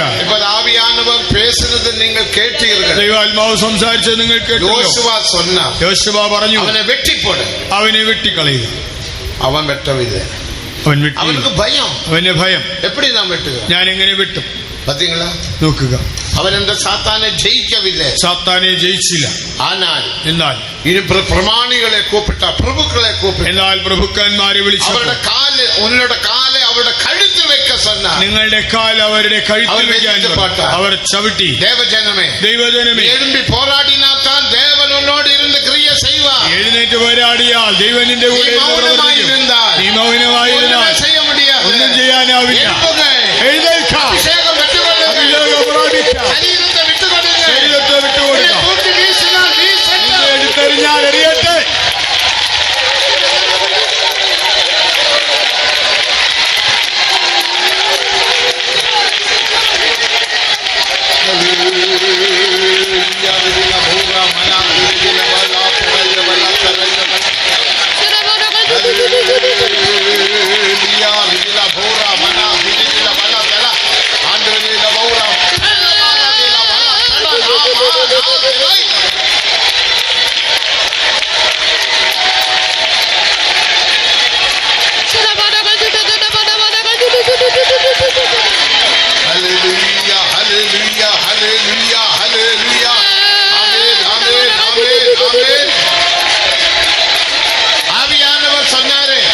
ദൈവാത്മാവ് പറഞ്ഞല്ലോ, ഇന്ത്യക്ക് നീ പിശാചെ കെട്ടിനാൽ, എല്ലാ നീ പിശാചിനെ ബന്ധിച്ചാൽ, പിശാചെ കെട്ടിനാൽ, കൊട്ടാരക്കരയിലെ പിശാചിനെ ബന്ധിച്ചാൽ 4 നാൾക്കൾ കൂട്ടം ആശീർവാദമായിരിക്കും.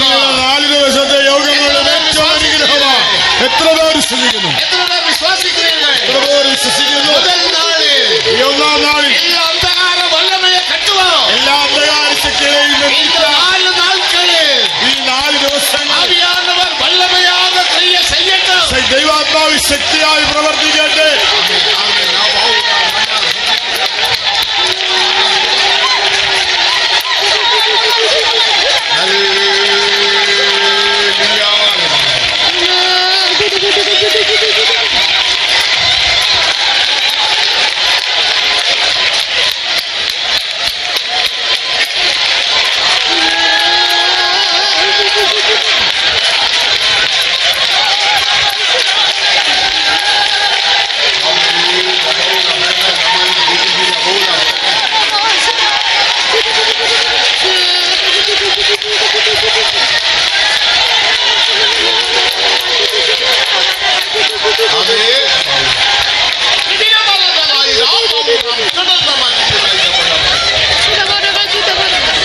ശത്രുഗണം ഒന്നാകാവേ ചെങ്കടലിൽ മുങ്ങിപ്പോയി, ശത്രുഗണം ഒന്നാകാവേ ചെങ്കടലിൽ മുങ്ങിപ്പോയി, വൈരിയുടെ എതിർപ്പുകൾ ഫലിക്കയിലിനിവേ, വൈരിയുടെ എതിർപ്പുകൾ ഫലിക്കയിലിനിവേ, ശത്രുഗണം ഒന്നാകാവേ ചെങ്കടലിൽ മുങ്ങിപ്പോയി, ശത്രുഗണം ഒന്നാകാവേ ചെങ്കടലിൽ മുങ്ങിപ്പോയി, വൈരിയുടെ എതിർപ്പുകൾ ഫലിക്കയിലിനിവേ, വൈരിയുടെ എതിർപ്പുകൾ ഫലിക്കയിലിനിവേ, ശത്രുഗണം ഒന്നാകാവേ ചെങ്കടലിൽ മുങ്ങിപ്പോയി, ശത്രുഗണം ഒന്നാകാവേ ചെങ്കടലിൽ മുങ്ങിപ്പോയി, വൈരിയുടെ എതിർപ്പുകൾ ഫലിക്കയിലിനിവേ, വൈരിയുടെ എതിർപ്പുകൾ ഫലിക്കയിലിനിവേ, ശത്രുഗണം ഒന്നാകാവേ ചെങ്കടലിൽ മുങ്ങിപ്പോയി, ശത്രുഗണം ഒന്നാകാവേ ചെങ്കടലിൽ മുങ്ങിപ്പോയി, വൈരിയുടെ എതിർപ്പുകൾ ഫലിക്കയിലിനിവേ, വൈരിയുടെ എതിർപ്പുകൾ ഫലിക്കയിലിനിവേ, വൈരിയുടെ എതിർപ്പുകൾ ഫലിക്കയിലിനിവേ,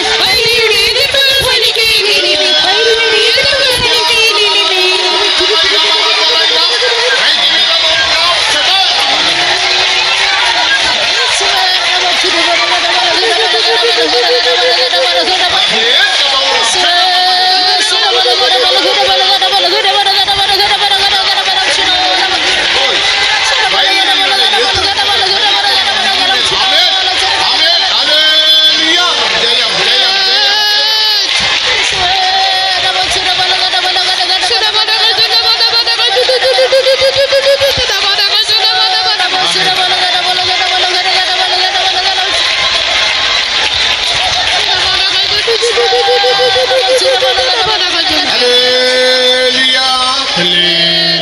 கொடுக்கப்பட்டதான நேரம் முடிந்து விட்டது. இன்றைக்கு ராத்திரியில் தேவஜனங்கள் உங்கள் வீடுகளில் ദയവ് ചെയ്ത് രാക്കാലങ്ങളിൽ നല്ല ജപിയുങ്ങൾ. നമ്മുടെ സമയം കഴിയുന്നു. രാത്രിയിൽ നിങ്ങൾ ദൈവമക്കൾ നന്നായി പ്രാർത്ഥിക്കുക. இன்னைக்கு ஊழியர்கள் கொட்டாரக்கர ஊழியர்கள் எல்லாம் ഉപവാസത്തിൽ രാം മുഴുവതും ജപിക്ക പോകുകയാണ്. ഇന്ന് കൊട്ടാരക്കരയിലെ ശുശ്രൂഷകർ ഉപവസിച്ച് രാത്രി മുഴുവൻ പ്രാർത്ഥിക്കുക. നിങ്ങളും സഹകരിക്കുക. ഉപവാസത്തിനാലും ജപത്തിനാലും അല്ലാതെ இந்த ജാതി പിശാച് ഒരു കാലവും ഒഴിഞ്ഞു പോകില്ല. ഉപവാസത്താലും പ്രാർത്ഥനയാലും അല്ലാതെ ഈ ജാതി പിശാച് ഒരിക്കലും നീങ്ങി പോകില്ല. വിശ്വാസിക്കുന്നവர்கள் കരങ്ങളെ ഉയർത്തി മൂന്ന് ഹല്ലേലൂയ ചൊല്ലുകൾ. സത്യமாக അയാൾ വീടുകളിൽ പോനാലും നിങ്ങൾ സാപ്പിട്ടാലും എല്ലാവരും വീടുകളിൽ ജപം പണ്ണുക. നിങ്ങൾ ഭക്ഷണം കഴിച്ചാലും വീട്ടിൽ പോയാലും ദയവായി പ്രാർത്ഥിക്കുക. നാം കേട്ടതുപോലെ അന്തந்த இடத்திலே ആവികളെ കെട്ടുவோமாக. അതാതിടങ്ങളിലുള്ള ദുരാത്മാക്കളെ ബന്ധിക്കുക. ആവികളെ കെട്ടുക. അവിടെയുള്ള ദുരാത്മാക്കളെ ബന്ധിക്കുക. ദുരാത്മാക്കളെ വെട്ടിക്കളയുക. നാമത്തിൽ കെട്ടുക. യേശുവിന്റെ നാമത്തിൽ ബന്ധിക്കുക. നാളത്തെ കൂട്ടം മികവും മികവും ആശീർവാദമായി ഇരിക്കും. നാളത്തെ യോഗം വളരെ അനുഗ്രഹമായിരിക്കും. കൂട്ടങ്ങളെ ദേവൻ കൊണ്ടുവരുവാൻ തടകളെ അകറ്റുവാൻ, വലിയ ജനക്കൂട്ടം വരാനുള്ള തടസ്സങ്ങളെ ദേവൻ ഉദവി ചെയ്യുമ്പടിയാക കരങ്ങളെ ഉയർത്തി സ്തോത്രം സഹായിക്കാനായി കരങ്ങളെ ഉയർത്തി സ്തോത്രം ചെയ്യാം. സോദരം സോദരം സോദരം സോദരം സോദരം സോദരം സോദരം സോദരം സോദരം സോദരം സോദരം. മുതലാം നാൾ കൂട്ടത്തെ പൊറുപ്പെടുത്താർ, ആശീർവദിത്താർ. സ്തോത്രം പണ്ണുവോ. ഒന്നാം ദിവസത്തെ യോഗം ദൈവം ഏറ്റെടുത്ത് അനുഗ്രഹിച്ച് നടത്തിയതിനാൽ സ്തോത്രം ചെയ്യാം. സോദരം സോദരം സോദരം സോദരം സോദരം സോദരം സോദരം. എല്ലാ ഊഴിയങ്ങളും ആവിക്കുള്ളാക്കിയതിനാൽ സ്തോത്രം പണ്ണു. എല്ലാ ശുശ്രൂഷകളെ ആത്മാവിലാക്കിയതിനാൽ സ്തോത്രം ചെയ്യാം. സോദരം സോദരം സോദരം സോദരം സോദരം. ദേവനുടെ ദിവ്യാലോചന ആഴമേറിയ സത്യങ്ങൾ മുതലാം നാളിൽ ദേവൻ വെളിപ്പെടുത്തിയതിനാൽ സ്തോത്രം. ദൈവത്തിന്റെ ദിവ്യാലോചനകൾ ആഴമായ ആത്മിക സത്യങ്ങൾ ഒന്നാം നാളിൽ വെളിപ്പെടുത്തിയതിനാൽ സ്തോത്രം ചെയ്യാം. സോദരം സോദരം സോദരം സോദരം സോദരം. സമാധാനത്തിൻ ദേവൻ സാത്താനെ നമ്മുടെ കാലിൻ കീഴെ വൈത്തപടിയിനാൽ കരങ്ങളെ ഉയർത്തി സ്തോത്രം പണ്ണുക. സമാധാനത്തിന്റെ ദൈവം സാത്താനെ നമ്മുടെ കാൽ കീഴെ വെച്ചിരിക്കാൻ കരങ്ങളെ ഉയർത്തി എല്ലാവരും സ്തോത്രം ചെയ്യാം. സോദരം സോദരം സോദരം സോദരം സോദരം സോദരം സോദരം. കാലെന്ന് ചൊല്ലുമ്പോ ഇന്ത കാലല്ല. കാലെന്ന് പറയുമ്പോൾ നമ്മുടെ അക്ഷരീക കാലുകളല്ല, ജീവിയം, നിങ്ങളുടെ ജീവിതം. അതാ നീതിമൊഴികൾ 4:26 വാസിക്കണം. സദൃശവാക്യം 4:26. നാം ശരിപ്പെടുത്തുമ്പോൾ, ജീവിതം ക്രമപ്പെടുത്തുമ്പോൾ, നമ്മുടെ കുറവുകൾ കുറ്റങ്ങളെ നാം അരിക്കപ്പണ്ണി വിട്ടുവിടുമ്പോൾ, കുറവുകളെ കുറ്റങ്ങളെ ഏറ്റുപറഞ്ഞ് ഉപേക്ഷിക്കുമ്പോൾ നമ്മാൽ സാത്താനെ മേற்கொள்ள முடியும். നമുക്ക് സാത്താനെ തോൽപ്പിക്കാം. കേട്ടല്ലോ. യേശുവെ പറ്റാണ് ടവൽ പോട്ട ഉടനെ அந்த சாத்தம் ഓടിയെ പോയിട്ടാ. அப்படிதான் കായംകുളം ഊഴിയം ഉരുവാനത്. അങ്ങനെയാണ് കായംകുളം വേല ആരംഭിച്ചത്. വിജി സാമുവൽ എറണാകുളത്ത് ഇരിക്കുമ്പോൾ, വിജി സാമുവൽ അവർ എറണാകുളത്തുള്ള തൃപ്പൂണിത്തറ സൈഡിൽ എങ്കേ ഒരു വിശ്വാസ വീട്ടില്, തൃപ്പൂണിത്തറ ഭാഗത്തുള്ള ഏതൊരു ഒരു വിശ്വാസിക്ക് പിശാച് പിടിച്ചത്. അവിടെ ഒരു വിശ്വാസിക്ക് പിശാച് പിടിച്ചു.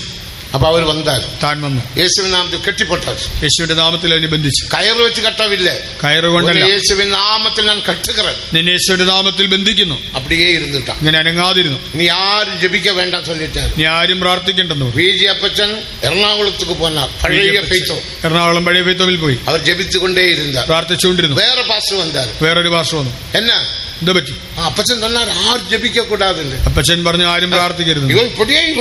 താനിങ്ങനെ തന്നെ ഇരിക്കുന്നു, കൈയെടുക്കാൻ മുടിയുന്നില്ല, കൈയെടുക്കാൻ പറ്റുന്നില്ല, ഇങ്ങനെ ഇരിക്കുന്നു. അതല്ല ഞാൻ ജപിக்கிறேன், ഞാൻ പ്രാർത്ഥിക്കാം. അതൊരു വലിയ പാസ്റ്റർ, അതൊരു വലിയ പാസ്റ്റർ. അവര് വന്ന് ജപിക്ക തുടങ്ങി, താൻ പ്രാർത്ഥിക്കാൻ പെട്ടഴിഞ്ഞു. അവരെ അടിയോടെ എന്നെ പിടിച്ച് ഉപദ്രവിച്ചു. എല്ലാം പാരുങ്ക മുഴുവൻ രക്തകായമായി വിട്ടത്. തനിക്ക് ആരും പിടിക്കാൻ മുടിയുന്നില്ല, ആർക്കും പിടിക്കാൻ കഴിയും. ആരോ വന്ന് കയറ് വെച്ച് പിടിച്ച് തെന്നുമരത്തിൽ കെട്ടിപ്പോട്ടാ. പിന്നെ ആരോ വന്ന് തെങ്ങിൽ കെട്ടിയിട്ടു. വിജയപ്പച്ചൻ ജപിച്ചുകൊണ്ടേ ഇരിക്കാർ എറണാകുളം വിശ്വാസ വീട്ടിലെ, എറണാകുളം വിശ്വാസ വീട്ടിൽ വിജയപ്പച്ചൻ പ്രാർത്ഥിച്ചു. അവർക്ക് ദർശനത്തിൽ വിളങ്ങിയാച്ചു, ദർശനത്തിൽ മനസ്സിലായി പിശാചെ ആരോ വന്ന് ജപിച്ചിருக்கு. പിശാചിനെ ആരോ പിശാച് കെട്ട വിഴുന്ന് വെളിയെ വന്ന് വിട്ട, അവനെ കെട്ടഴിച്ചു പുറപ്പെട്ടു വന്ന, ഉടനെ പുറപ്പെട്ടു വന്നു. ഫോണൊന്നുമില്ല. திடீர்னு பார்த்தா அப்பச்சன் வந்து நிக்கிறார். വിജയപ്പച്ചൻ பார்த்த உடனே, കണ്ടപ്പോൾ, அப்பச்சனை பார்த்த உடனே, അപ്പച്ചനെ കണ്ടയുടെ விசுவாசம், ஐயோ நான் போறேன்னு சொல்லி போயிட்டான். അയ്യോ ഞാൻ പോകുന്നെന്ന് പറഞ്ഞു ഓടിപ്പോയി. அபிஷேகத்தின் வல்லமையை பாருங்க, അഭിഷേകത്തിന്റെ ശക്തി, அபிஷேகத்தின் வல்லமையை பாருங்க, അഭിഷേകത്തിന്റെ ശക്തി. அப்படிதான் இந்த ஊழியங்கள் ஆரம்பிக்கப்பட்டது. അങ്ങനെയാണ് ഈ വേല ആരംഭിച്ചത്. அதே போல கடைசி நாட்களில் ஆவியானவரோட வல்லமை நமது மத்திய கிரியை செய்யும்படியாக കരങ്ങളെ ഉയർത്തി സ്തോത്രം பண்ணுங்க. അന്ത്യനാളുകളിൽ അതേപോലെ ശക്തി നമ്മുടെ മധ്യേ പ്രവർത്തിക്കാനായി കരങ്ങളെ ഉയർത്തി സ്തോത്രം ചെയ്യാം.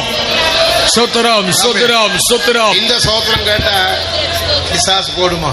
നല്ല സ്തോത്രം பண்ணுங்க. ഇത് കേട്ടാൽ പിശാച് ഓടുകയില്ല. ശബ്ദമുയർത്തി ശക്തിയായിട്ട് ഗംഭീരமாக സ്തോത്രം பண்ணுங்க. നല്ല ഉച്ചസ്വരത്തിൽ ദേവാദി ദേവൻ നമ്മോട് ഇരിക്കുകയാണ്. ദൈവാദി ദൈവം നമ്മോട് കൂടെയുണ്ട്. സ്തോത്രം பண்ணுங்க. നന്നായി സ്തോത്രം ചെയ്യും. സ്തോത്രം സ്തോത്രം സ്തോത്രം